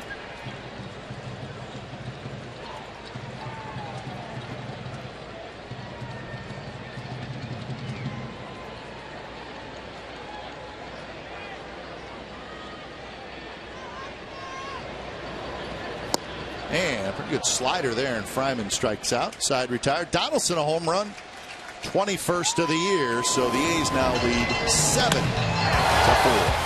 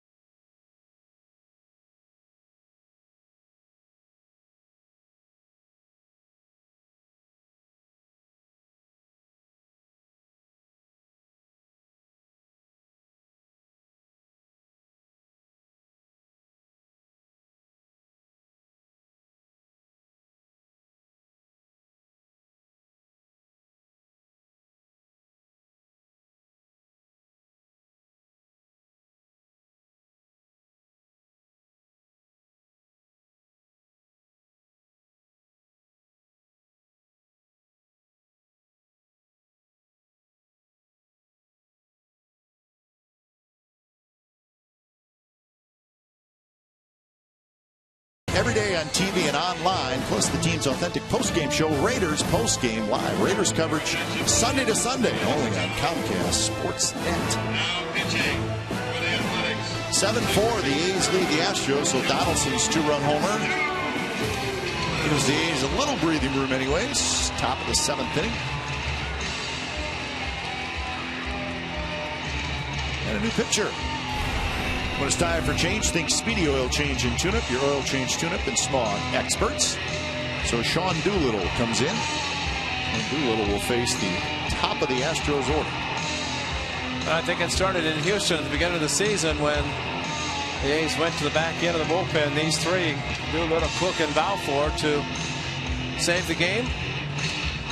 And A.J. Griffin, 6 outstanding innings, and if you look at his troubles, 7 hits combined, innings 3 and 4, and 4 runs, but other than that, just 1 hit in the first. Retired last 8, 9, 8. But I think the Astros are very happy that AJ's gone. He was locking in.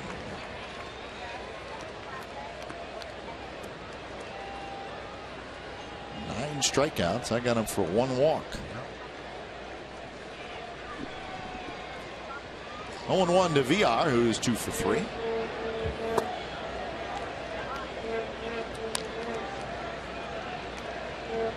Altuve to follow, and then Trevor Crow here in the 7th inning.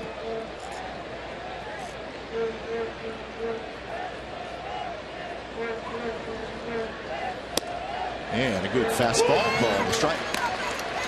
VR a switch hitter, Crow a switch hitter as well.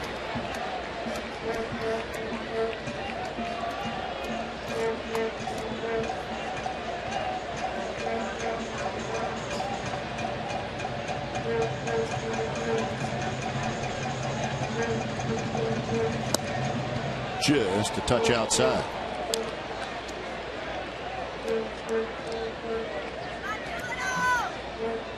So 2-2 the count.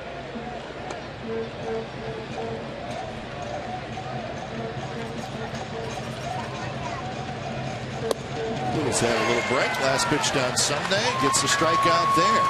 Here's our October Quest update. Let's check in on the perfect game.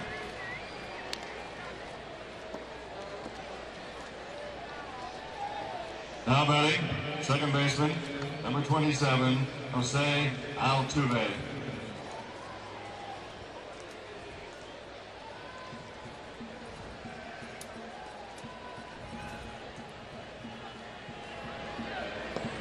All right, thank you very much. So, Osmero Petit with a terrific performance. Eric Chavez with a 2-out base hit.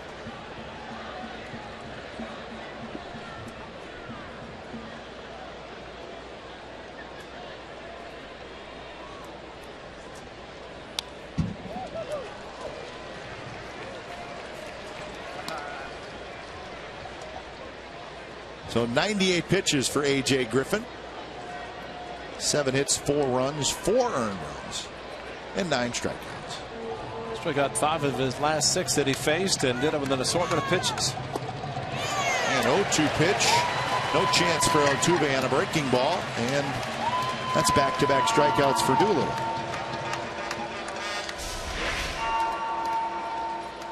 Hard slider, and boy, I'm sure a hitter is not accustomed to seeing that anytime from Doolittle, especially with a couple of strikes. But inside corner, sharp break, and got the very tough Altuve.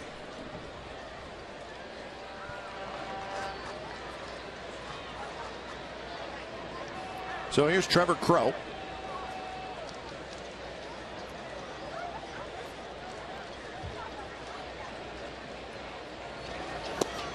And a good fastball right at the knees for a strike. 7 of the last 8 Astros hitters have struck out. These pitchers now have 11 strikeouts.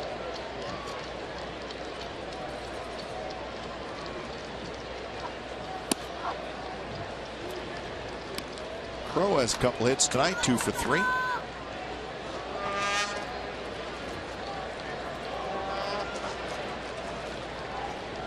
So Trevor Crow with the Cleveland Indians, top draft choice for the Tribe back in the mid-2000s, and ends up for the Astros, and like a lot of the guys, getting a chance to play and play well.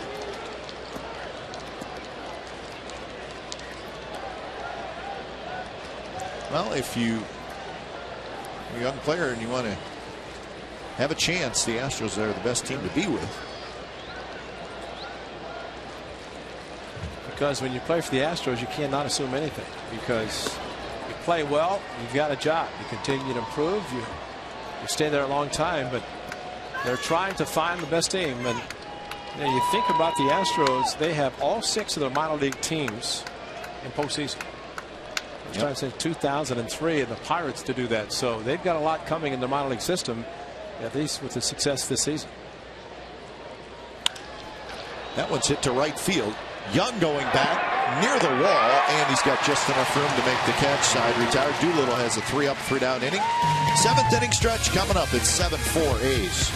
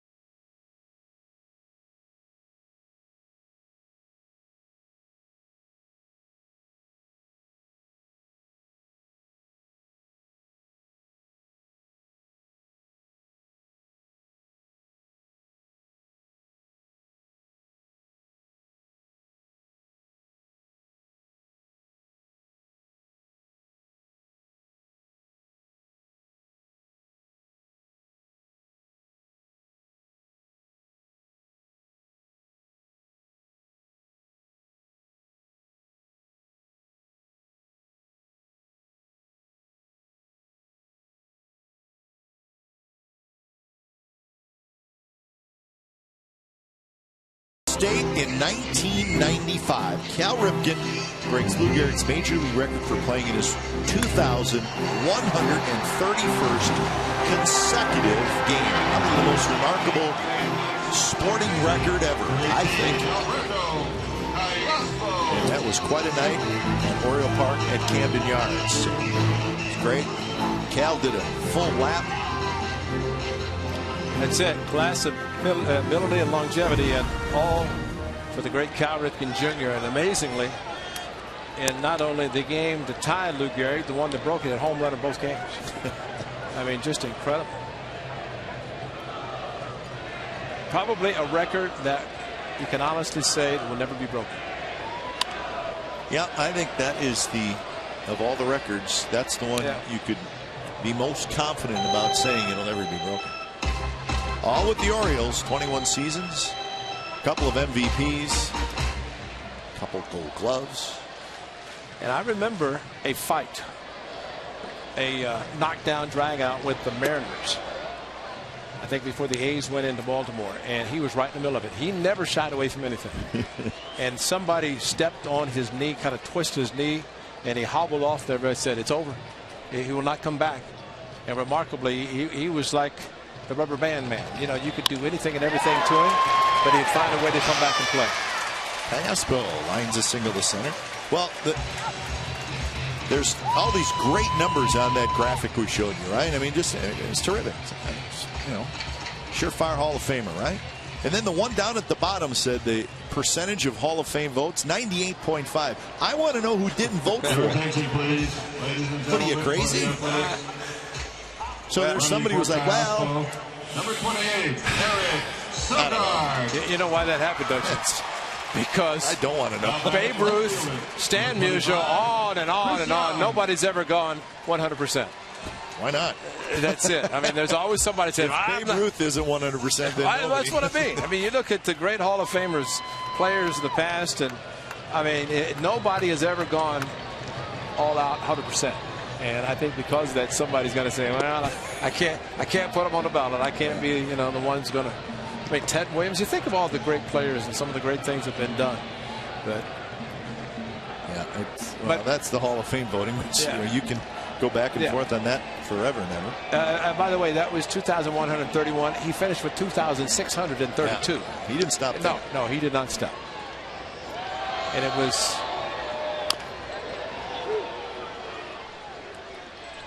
I think it was Mike Bordick who took over at short when Cal moved to third. And Bordick said, "How am I going to do it?" When it happened to be his dad was managing Cal Ripken, and Cal said, "I'll take care of Junior." Yeah, and he did. But the strangest thing on the day in which Cal decided not to play, he didn't know what to do. He sat in the dugout, and everybody looked at him, and he's sitting there and not playing, and said, "What do I do?" Yeah.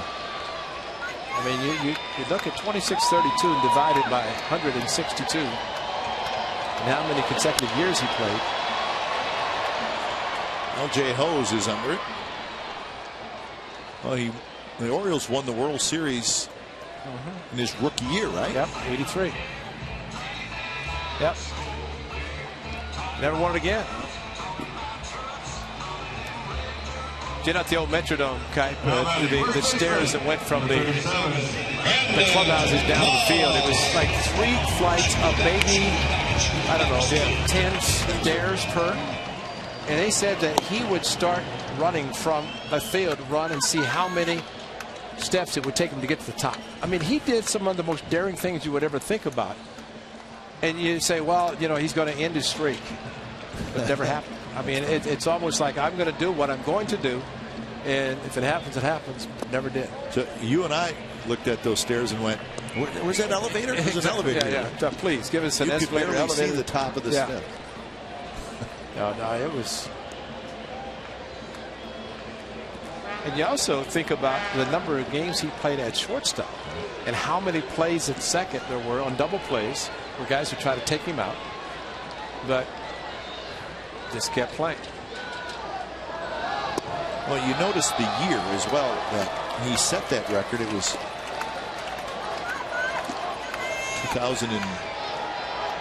1995, right? Yeah. Well, baseball needed a jolt at that time. That's exactly right. And that, you know, they talk about McGuire and Sosa. Now, that was probably the best feel-good story of that time when the strike had just happened. Well, it's the next year. Yeah, 94, there's something about a World Series in 94 that still hard to believe. Very hard to believe. But you're right. What Cal Ripken Jr. did, the consecutive games played during that period of time, and I think one of the best moments was when Rafael Palmeiro pushed him out of the dugout and said, "Go take a lap around." And I think it's heard today it took him like 22 minutes for him to get around. I mean, he just took his time, and why not? I mean, that's a remarkable record. And by the way, there's a day game after this night game, so the guy's going to get a day off tomorrow. Yeah. It's a little tired. And Moss, a 4-pitch walk.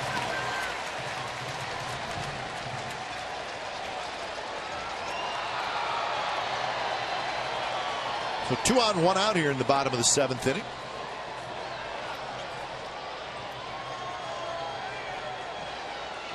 I think the extra time is for Stephen Vogt to come out of the dugout to grab a bat. And on deck circle, so it looks like he's going to pitch in for Derek Norris. For the Athletics, batting for Norris, number 21, Stephen Vogt.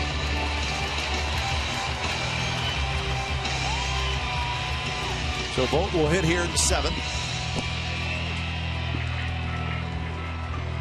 So Norris goes 1 for 3. If we talked about the expanded rosters, here's a case where this would not occur before September 1st because the A's are now carrying 3 catchers. Derek Norris did come back off the disabled list. Kurt Suzuki was added when Derek went on the DL, so they at least had 3. There's a few emergency possibilities, but the feeling that this winter there may be some serious discussion about the September roster. Yeah, I agree. You're starting to read a little bit about it. And I think when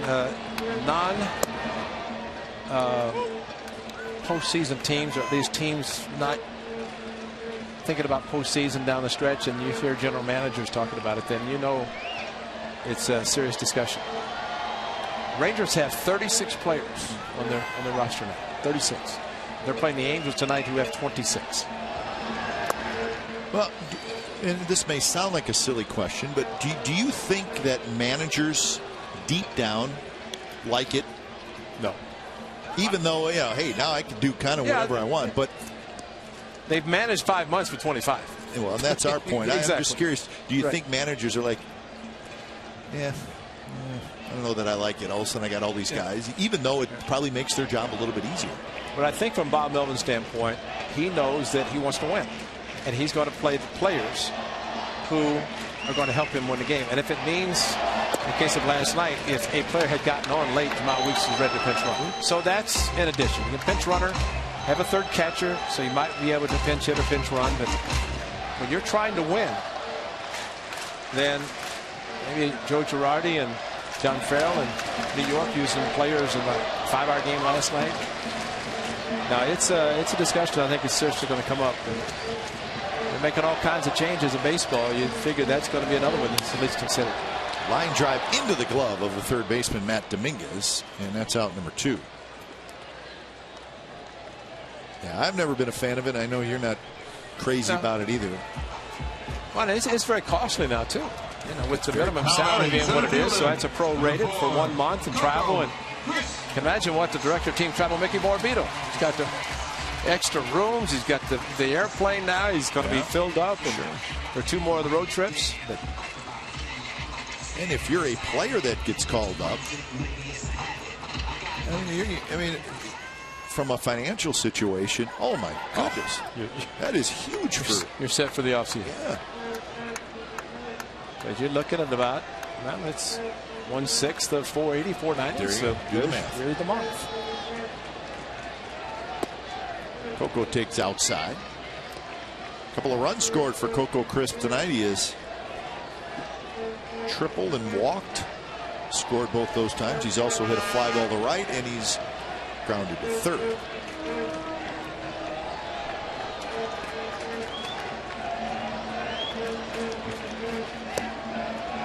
Angels batting in the bottom of the 8th inning. 6-4 they lead the Rangers. Seattle 4, Tampa Bay 3 in the 7th inning.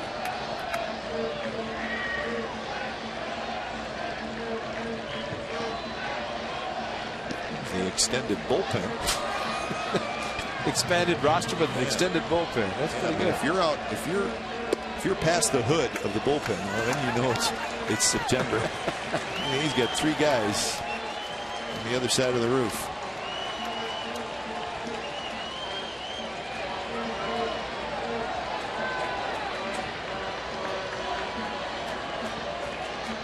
Kurt's underneath. He's a veteran.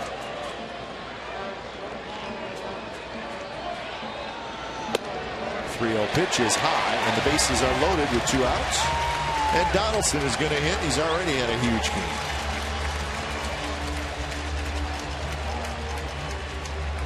You know what this is, Ray?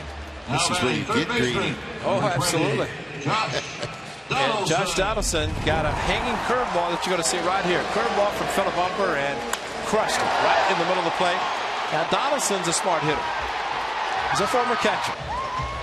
And on one hand, you can say, well, he's going to throw the same pitch because he figures I'm not looking for it. But I don't think he will, because the possibility of hanging another one exists. And I think Josh Donaldson's going to look for something straight, just a matter of whether it's inside or outside.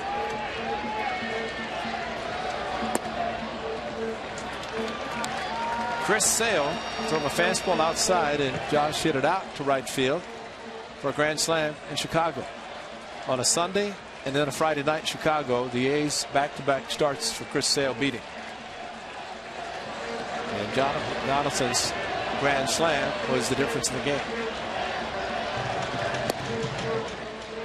First pitch, a breaking ball. First strike. I should say the second pitch. It's 1-1.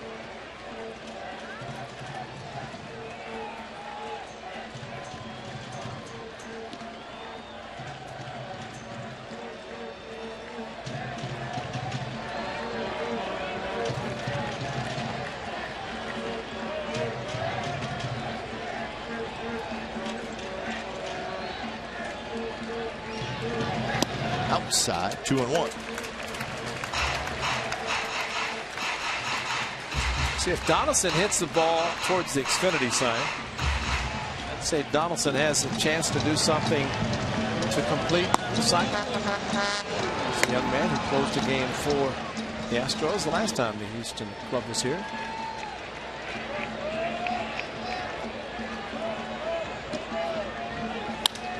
That one's hit to right field. Hose goes back, and he's got it. Side retired A's leave him loaded, and we're through 7. And it's 7-4 Athletics.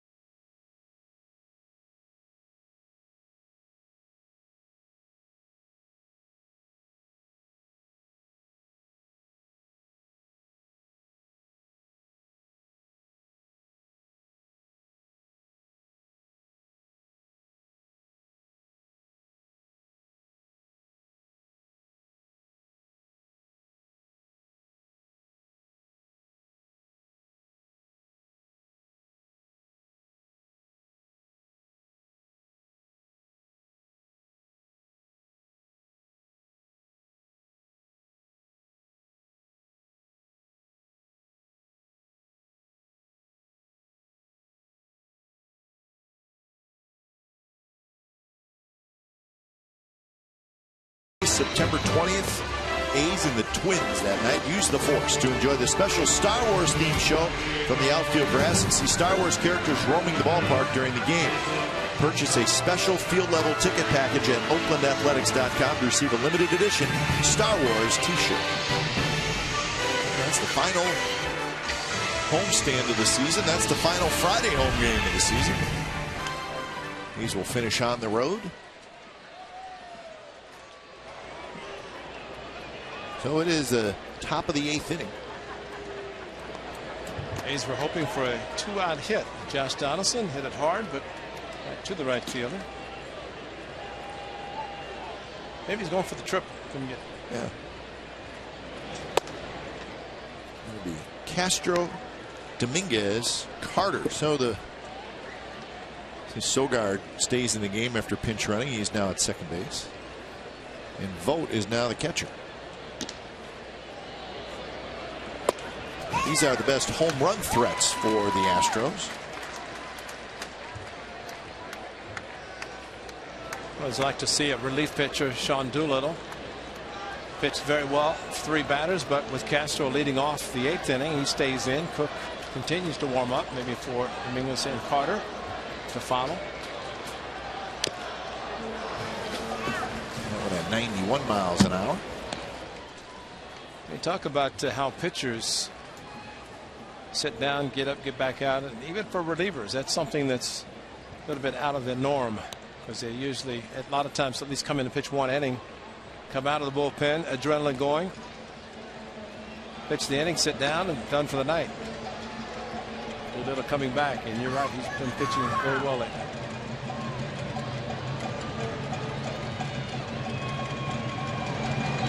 One-two slider outside.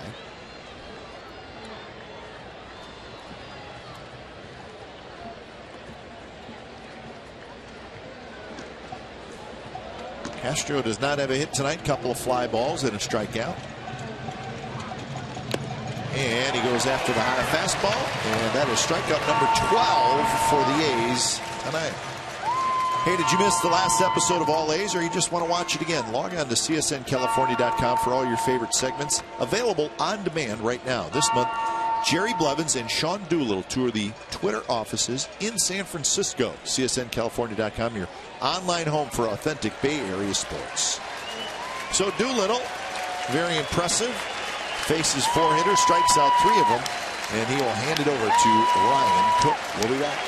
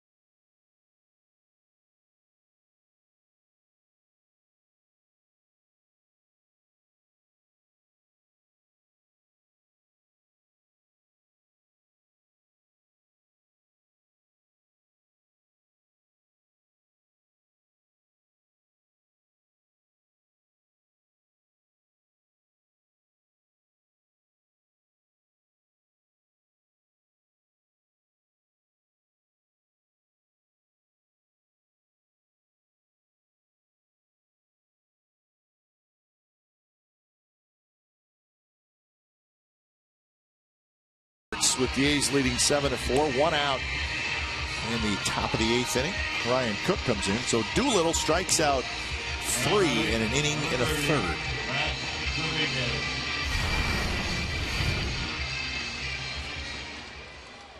Appearance number 62 for Cook, as he will face Dominguez and then Chris Carter.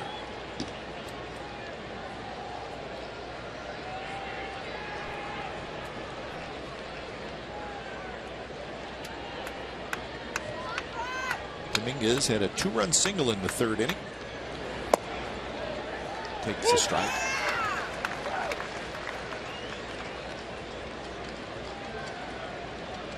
Sandwich that around a couple of strikeouts for Dominguez.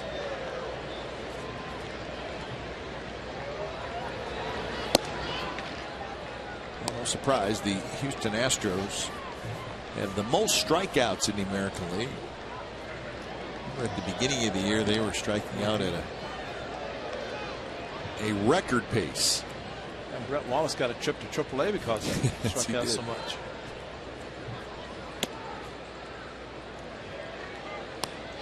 Dominguez has turned out to be a very good hitter, at least against the A's. He's had productive games. Not a big 2-run single, an off-speed pitch from A.J. Griffin. A slow slider that he adjusted well.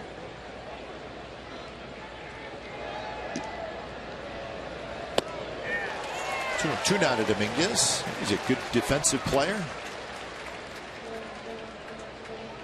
Maybe a rookie season where he's gotten a chance to play every day. They help him in the long run.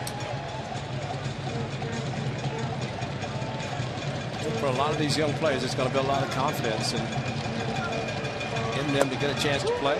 And that one at the knee, strike 3 call. Dominguez strikes out for the 3rd time. 13 strikeouts now for A's pitcher.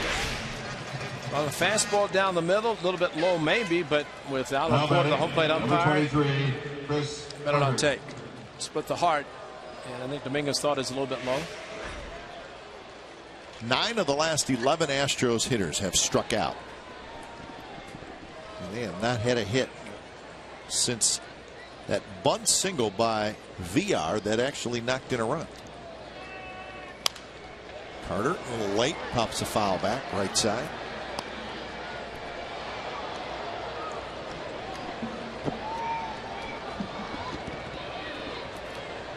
Well, probably the biggest out for A.J. Griffin was the Altuve at bat.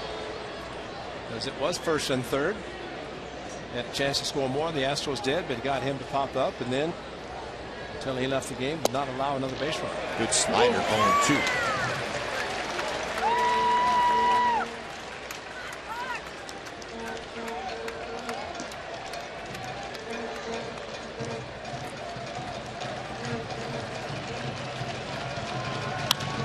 There's a line shot left center field. That's a base hit, and that's going to roll all the way to the wall, and Chris Carter is going to have a double. 20th double of the year for Carter. Trying to go outside after a good breaking ball, but ball drifted back towards the middle of the plate. Chris Carter with a short stroke. He came up with the A's, went 0 for 33 to start his career. And then sent back to AAA, came back and hit very well. Came up last year. A big season for the A's, platooning with Brandon Moss. Part of a big trade before spring training. I hope Max Stassi's doing okay, as he was brought up but hit in the head. I think he also diagnosed with a concussion. Yep. Wallace has a base hit the other way. Here comes Chris Carter. They're going to hold him, and Cespedes throws to second base. So Wallace goes the other way. Well, the Astros will get the tying run to the plate. It's going to be L.J. HOU.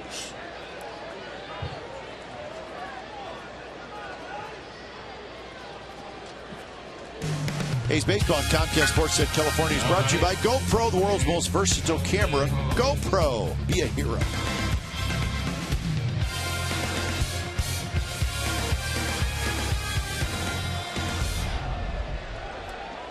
Well, here's HOU, his first at bat.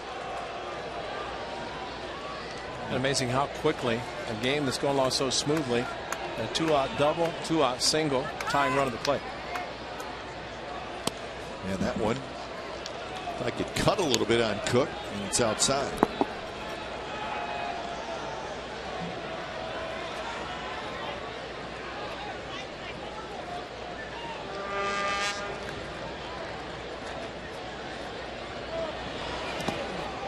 Slider, and HOU was not able to hold up, says Greg Gibson.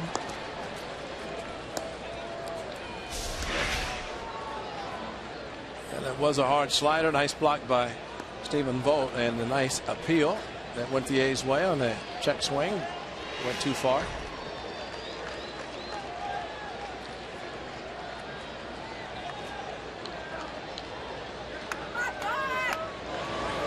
Another slider, this one down and away.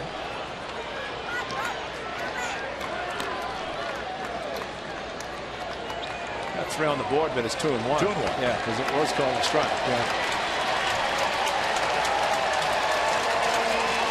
Alan Porter making the changes. Not 3-1 scoreboard, 2-1. Fastball is high. Now it's 3-1. Carter at third, Wallace at first. Cody Clark is the on-deck hitter.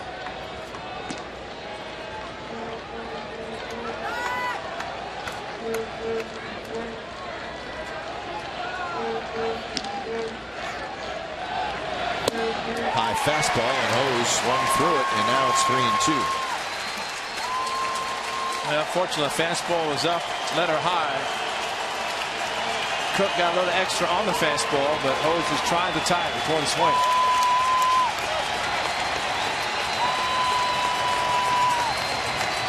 For the runner at first, Wallace will take off. And the pitch is a fastball right on the outside corner, strike 3 called. So Hose strikes out, and the Astros do not score, still 7-4.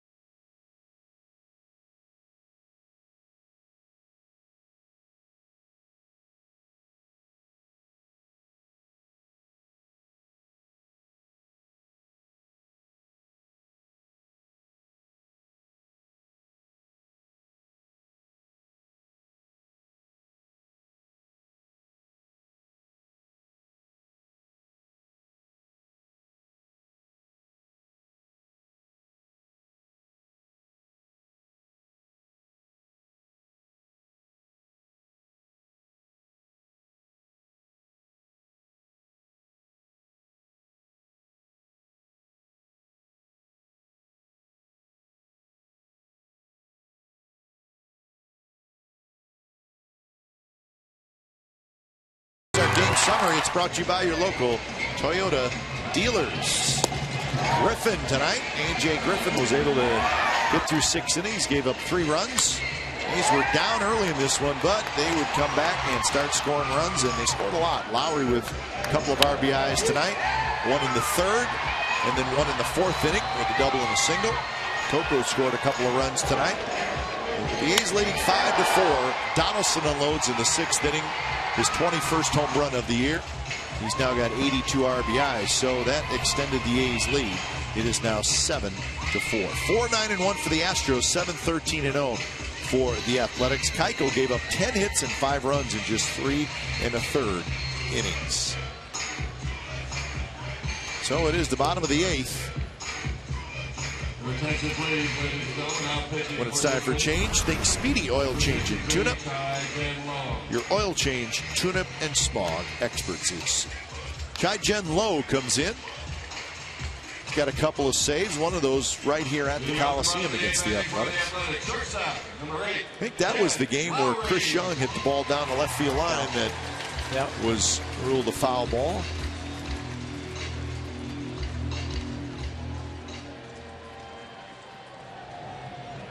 So Lowry to lead it off, followed by Cespedes and then Fryman here, bottom of the 8th.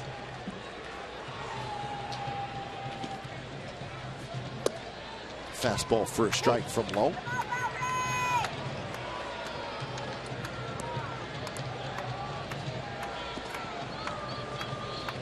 Monday against the Twins. Lowe gave up a grand slam in the 9th inning, and he took the loss.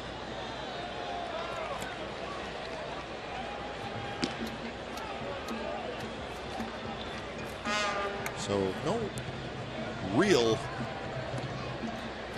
#1 closer since Ferris left. It's been a handful of different guys for the Astros. Josh Field did it last night.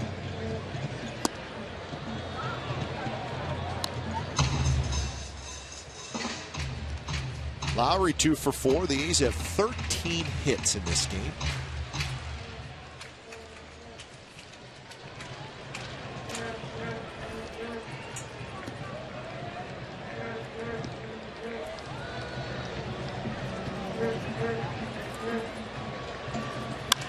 That one is lined to center.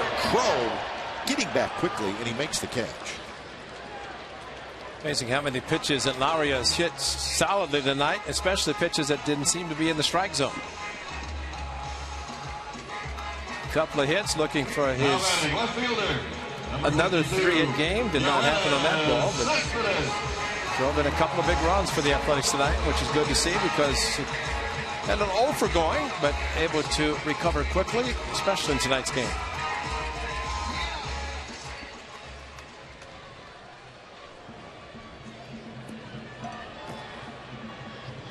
Good look at Cespedes, one of the great paintings out there. Is he right next to Ray Fosse?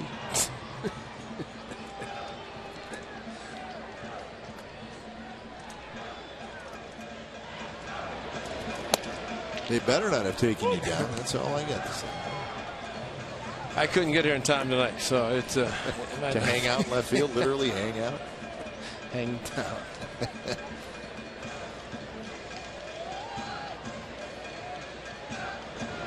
Melvin right in the middle. Popped up. It's going to drift into foul territory. Wallace has it, and Wallace doesn't have it. That would be a clank. You know what that would be is it's kind of maybe a nonchalant. He drifted with the ball, and you can almost see it coming. Instead of going and getting under it, he drifted and just missed it. Off to the side of his glove. And he was using 2 hands, too. But at least what the A's, you know, benefits the A's because they play here. They're home games in a lot of foul territory. But you can see how the A's first and third baseman will run to the ball. Sure. You get to it and then get under it, and then you can make an adjustment. But if you drift, just think what's going to happen tomorrow and Sunday with the sun. It's watch how he just kind of drifts after the ball. When you drift, the ball can do a lot of strange things, especially when the glove actually blocked his view of the baseball as he tried to make the play.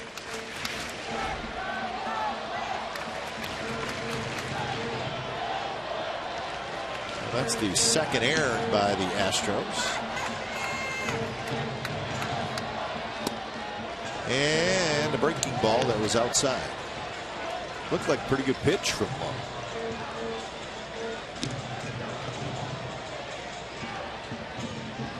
Cespedes tonight is a couple of hits. He's 2 for 4 with an RBI and a run scored.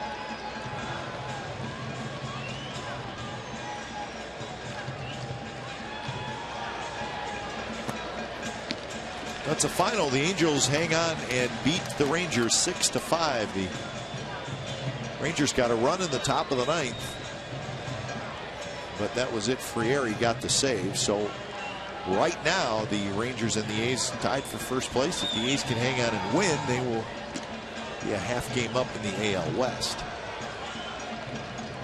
The Rays have tied the Mariners. It's 4-4 in the 8th inning up in Seattle. And a fastball and up and in at 96, and Cespedes strikes out. Speaking of Cespedes, A's Fiesta Day is driven by Chevrolet. It's this Sunday at 10 a.m. in the parking lot A. Chevrolet Ride and Drive, live Lucha Libre Wrestling, and Yoenis Cespedes autograph session. That should be a lot of fun for Yo. Pre-game and in-game entertainment will feature Latin music, dancers, and more. For tickets and information, go to oaklandathletics.com/fiesta. Sunday, 10 a.m. in parking lot A. Yo Power 52. Yoenis Cespedes. Gonna wrestle some Lucha Libre? Yeah, no, I'm good. I'm good with that.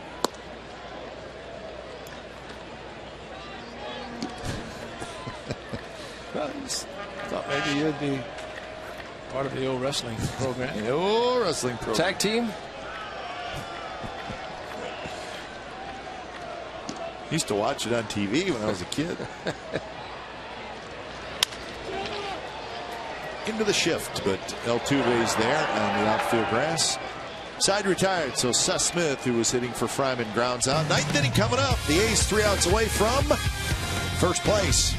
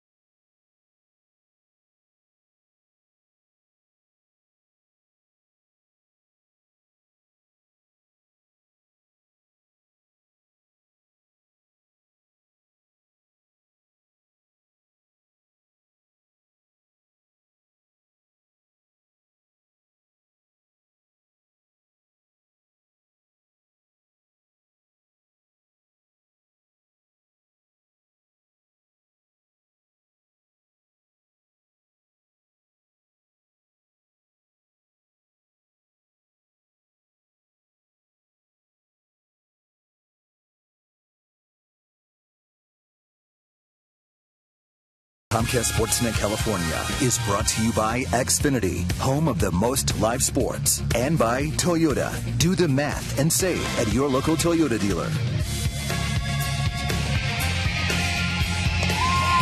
So 7-4, the A's lead, and same situation. So Grant Balfour is into the game.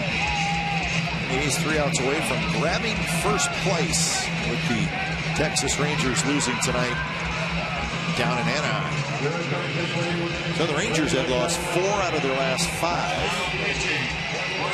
And it'll count as long as Grant Balfour takes to come in and warm up. Those fans in right field. And then they got Cook and Doolittle. You know, they have to do all the things for them. So they're tired folks. Busy group. When it's time for change, think Speedy Oil Change and Tune-Up, your oil change tune-up and smog experts. Greg Suzuki's in to catch also for Grant Balfour. So the skipper is and has used now all 3 catchers.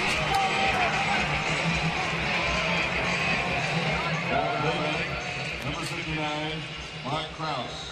So Suzuki behind the plate, and a pinch hitter for Clark is Mark Krause. So Krause will lead things off.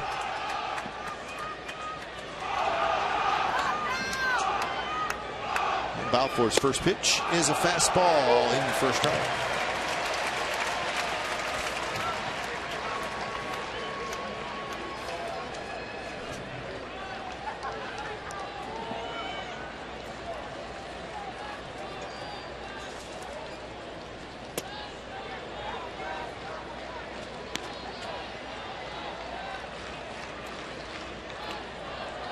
Right now the at bat Ho's had against Brian Cook, 3-2, going to 3-2, and getting the fastball, striking him out on the outside corner was big, because this guy probably was waiting to pitch hit. Yeah, would have been with the bases loaded. Yeah. And so it's nice to see him leading off this 9th inning. He's going to be a hitter for Bo Porter to come off the bench. Nothing else to scare a lot of teams, a lot of pitchers.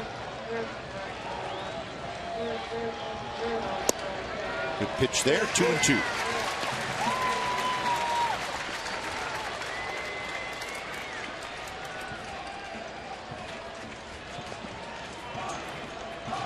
Grant Balfour looking for save number 37. And that one hit high and foul to our left and into the third deck.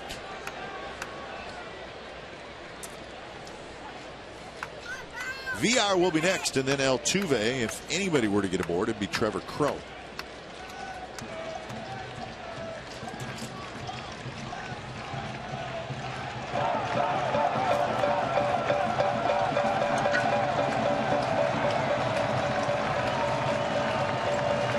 So 2-2, Balfour kicks, and the pitch, foul back again. Another fastball, 93 miles an hour.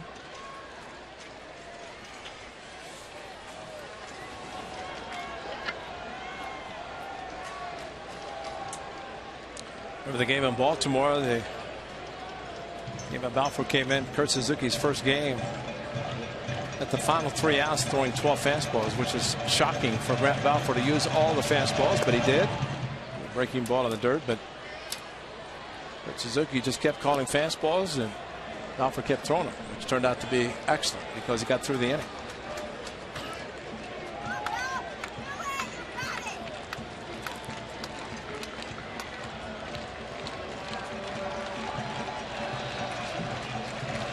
Balfour last pitched on Sunday, so he's had some time off. And that one's hit hard to first. Moss grabs it, and that's out number 1.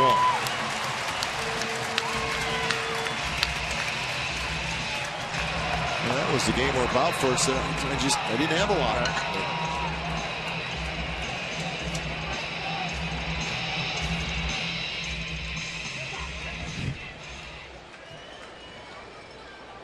So here's the leadoff man, VR.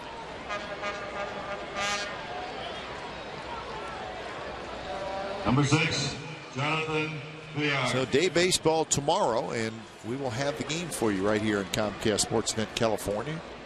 1 o'clock, Dan Straley and Brett Oberholzer. You say Brett who? I say Brett Oberholzer, a left-hander who's pitched well for the Astros. He's pitched well. So that'll be our first look at the young left-hander. Pre-game show at 12:30, A's pregame live, and then the ball game at 1:05. So join us for that if you're not coming out to the ballpark.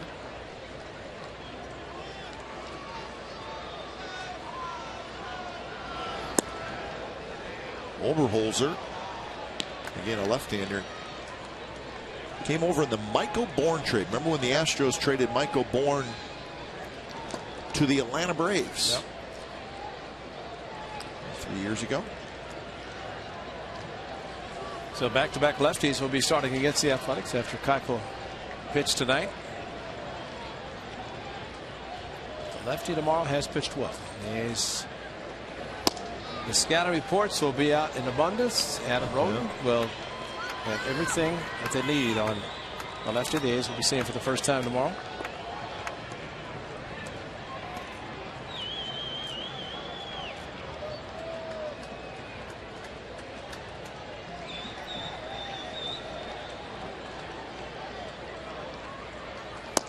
Three and one now to VR.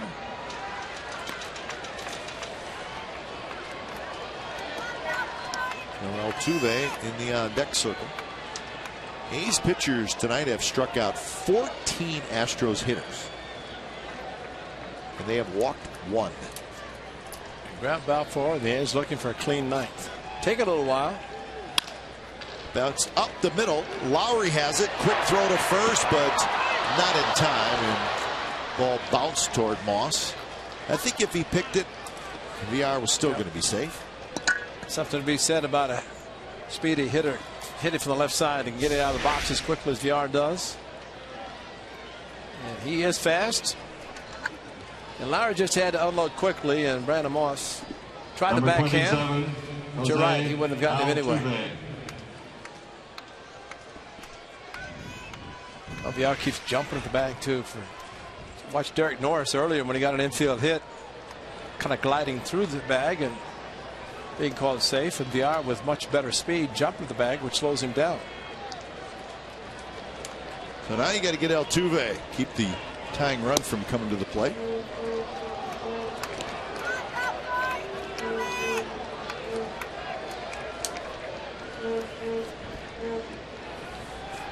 Altuve is 1 for 4.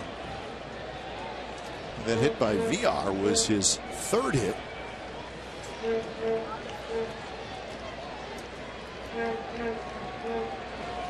Altuve shows bunt.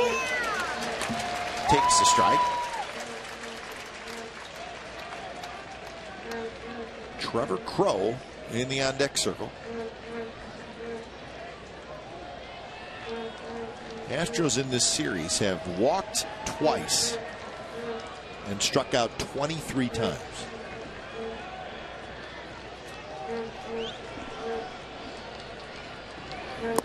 Missed again, 2-1.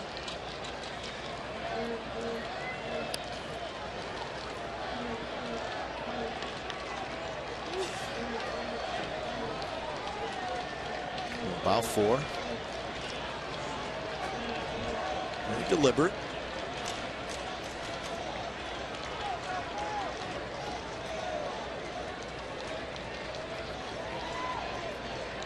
Altuve waits. And a foul tip, 2-2. Altuve checks with Alan Porter to see if that was a strike. Same one on Ho's last inning. Better swing. Pitch is outside, or was outside, and the best pitch that Alford threw was the second one, the strike. Second pitch that made it 1-1 because Altuve was going to take until he got a strike.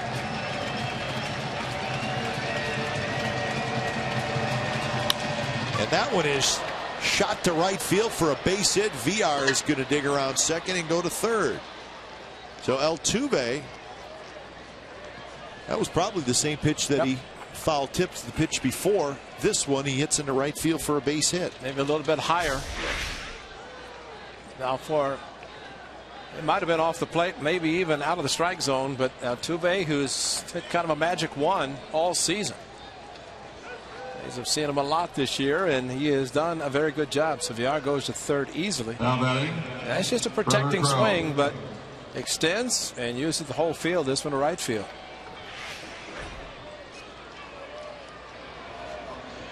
So here's Trevor Crowe.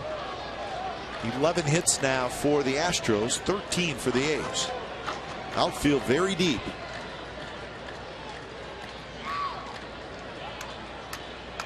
First pitch to Crowe is a breaking ball that's low.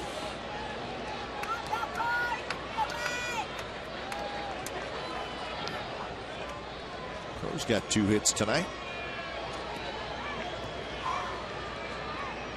He's got 1 home run on the year, 8 RBIs.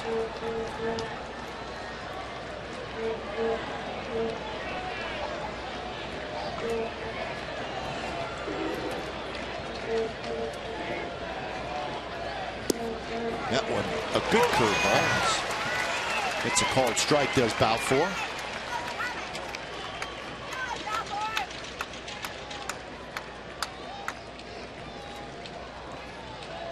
So it's the way Bob Melvin likes it. Griffin 6, Doolittle an inning and a third, Cook 2/3, and now the closer. Balfour's having to work hard here in the 9th inning. He's thrown 20 pitches. Crowe rolls it foul. They got a fastball to hit, 1 and 2. I thought you were going to say it's the way Bob Melvin likes it. Going down the 9th inning, the time run at the plate.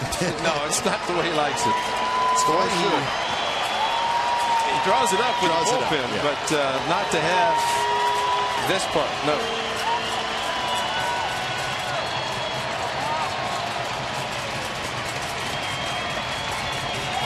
Jason Castro is in the on-deck circle.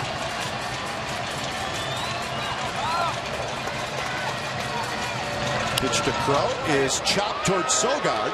They'll juggle it and everybody's safe. Run comes in to score, and the A's got nobody.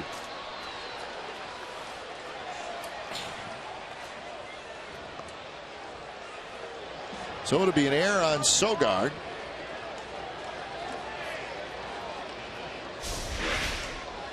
He was only going to get 1 out. He was trying to flip it to Lowry, could not get the ball out of his glove cleanly. There, transfer wasn't there. Now batting, number 15, Jason Castro. So here's Castro. So the A's commit their first error in the ball game.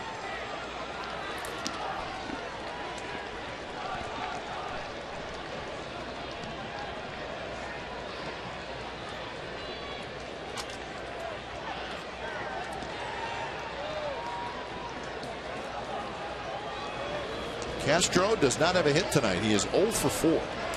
But he has just missed a couple, so let's hope he misses another one.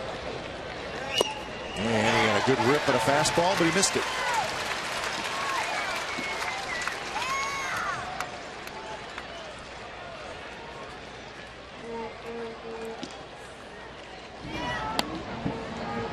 Dan Otero gets up.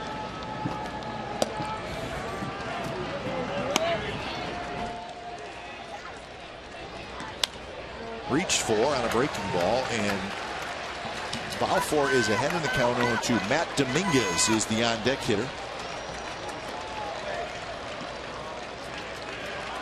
The 24 pitches now for Balfour.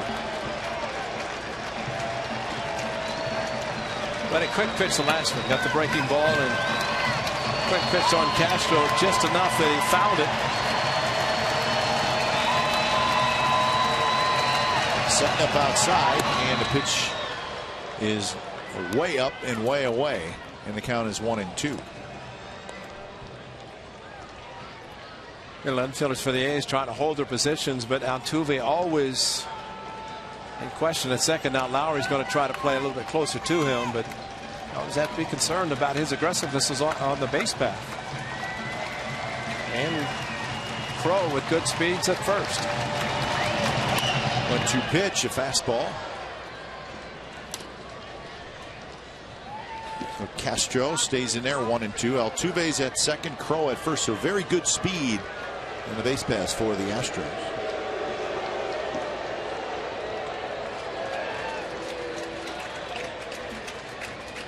Crowd tonight, 15,502. Most have stuck around.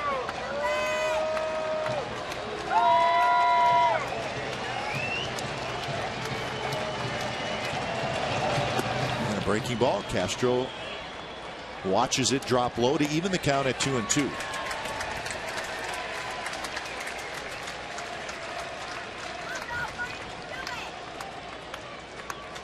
Well, it's been an entertaining game, kind of a momentum shifting game back and forth. I bet there's not too many guys in the white uniforms think it's been entertaining. They're in a different position tonight. Exactly.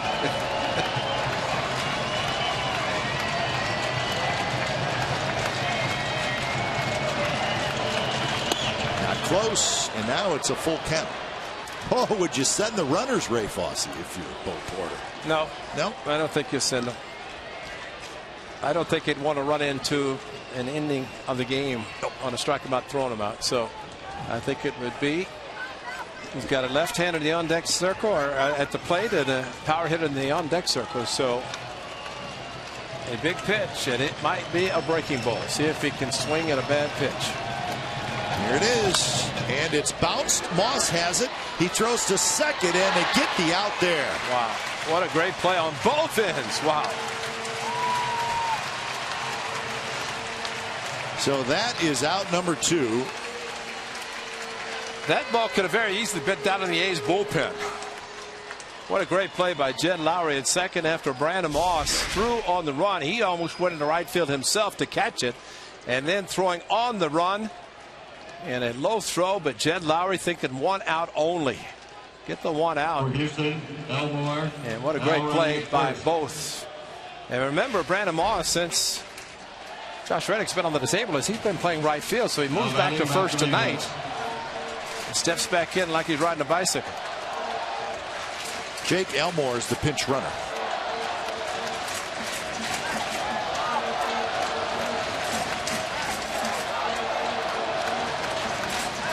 So first and third, 2 outs.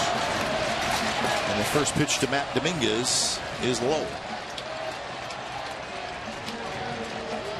Dominguez 1 for 4. He's got a 2-run single, and he has struck out 3 times. He had a big home run against Balfour in Houston. And you know what? Tied the game. Well, unfortunately, that was the first blown save for Grant Balfour. It was a great at bat by Dominguez, and Balfour gave it up and then scored on an unearned run same inning. Breaking ball is outside, 2-0. Chris Carter is the on-deck hitter.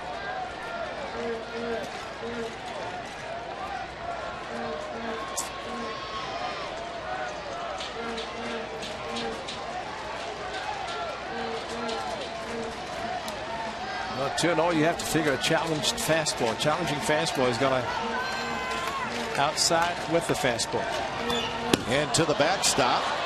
Bounces right back to Suzuki, and Altuve did the right thing. He stayed at third, but Elmore goes to second. If Altuve tries to score, he's probably out.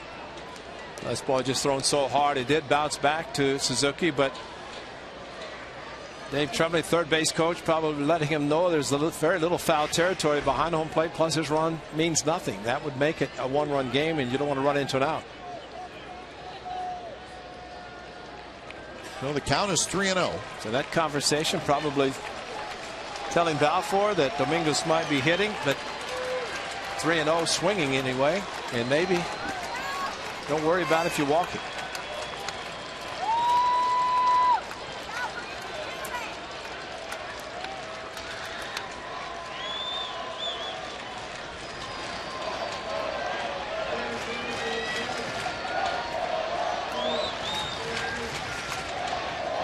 So 3-0 to Dominguez, and here's the pitch, and he takes it for a strike.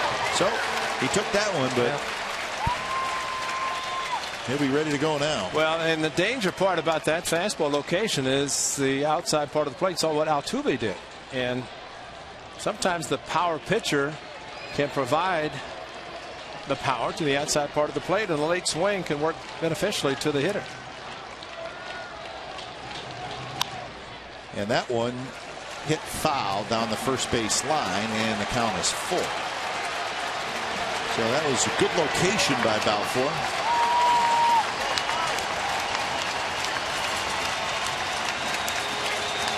So 3-2. Tying runs are in scoring position. Balfour trying to get the A's into first place.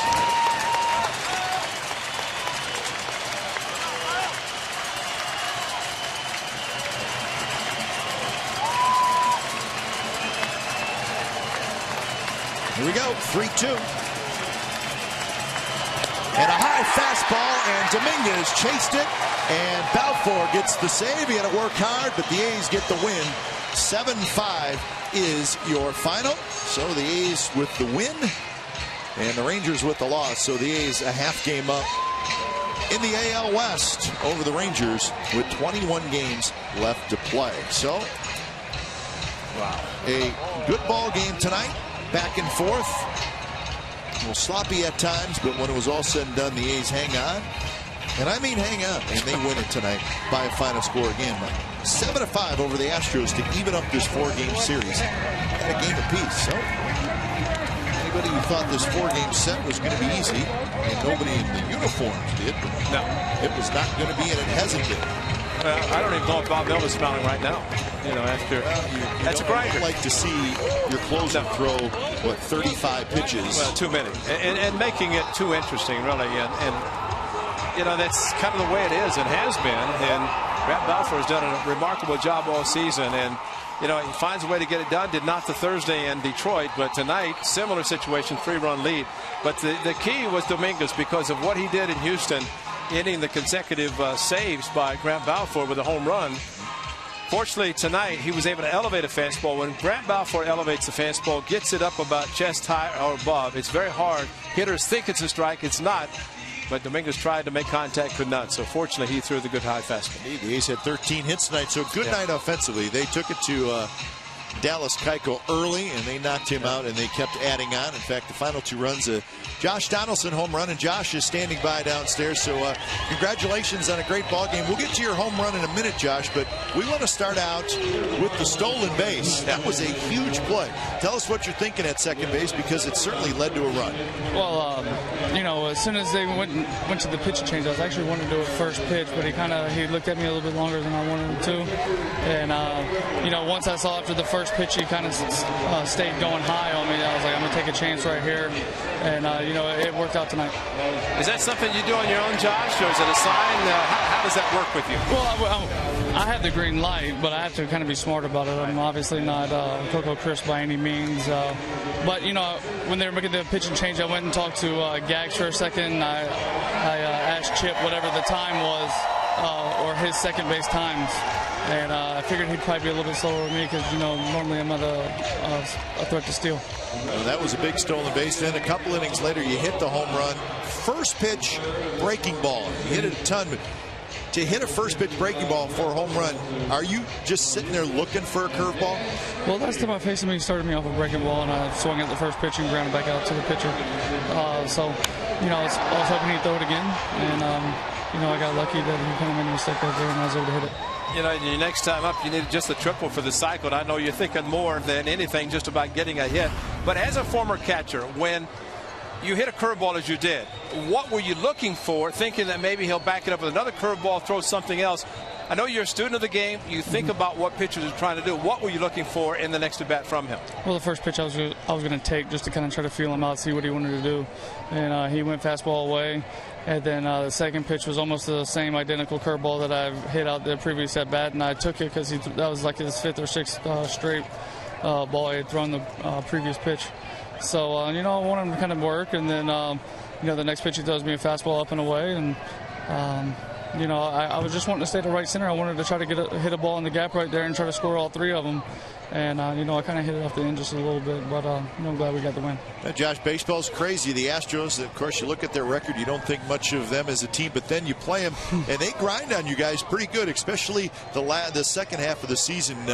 You got to give the Astros some credit because they're a team that, you know, they're playing hard, and it's the first week of September, and they're on their way to losing 100 games. Yeah, I mean, they play just as hard as anybody else, if not harder. You got to give a lot of respect to those guys over there. And, you know, they're a Major League Baseball team. And no matter the wins or losses, you got to come out each and every night and play hard and, you know, try to play to win the game. You know, early on, see why with the, you know, the push bunt right there, get us on the board. And, you know, all that stuff's huge because at the end of the game is, you know, putting up as many runs as possible. All right, Josh, nice job tonight. 3 hits, a home run, couple of RBIs. We appreciate you stopping by. All right, thanks, guys. All right, so the 2-run homer turns out to be huge. 2-run homer in what was the 6th inning. And at that time, it's an add-on, a couple of add-on runs, and you win the game by 2 runs. Hey, Cap, you know the biggest thing. At the beginning of the season, you're playing the Astros. Granted, the A's were 10-0. You get down the last month, you can't take anything for granted. I mean, these are grinders. I mean, it's a game. And the thing for Donaldson, he was a catcher. Now he's playing third. And, you know, he's probably more relaxed at third instead of being behind the plate as Suzuki was. But, I mean, these are important games, and especially the A's knew that the Angels had already beaten the Texas Rangers, so they knew the result of that game, what they were trying to do here. They didn't want it to be that close to the 9th inning, but at least they got the job done. It's funny, you play the Rays and you play the Tigers and you play the Orioles, and you see the Astros, and Josh is right. They're grinding on you just as hard as the really good teams in the league. And they want to beat the A's more than anything. They want to put themselves on notice that they can beat one of the best teams in baseball, and they almost did again. All right, so a good ball game tonight. The A's come out on top. They hang on. Balfour saves it for A.J. Griffin. 7-5 is your final. Thanks for watching A's Baseball on Comcast Sportsnet California, part of the NBC Sports Group. A's Postgame Live with Brody Brazil, Shooty Babbitt, Trip Roberts, and Kate Long starts right now.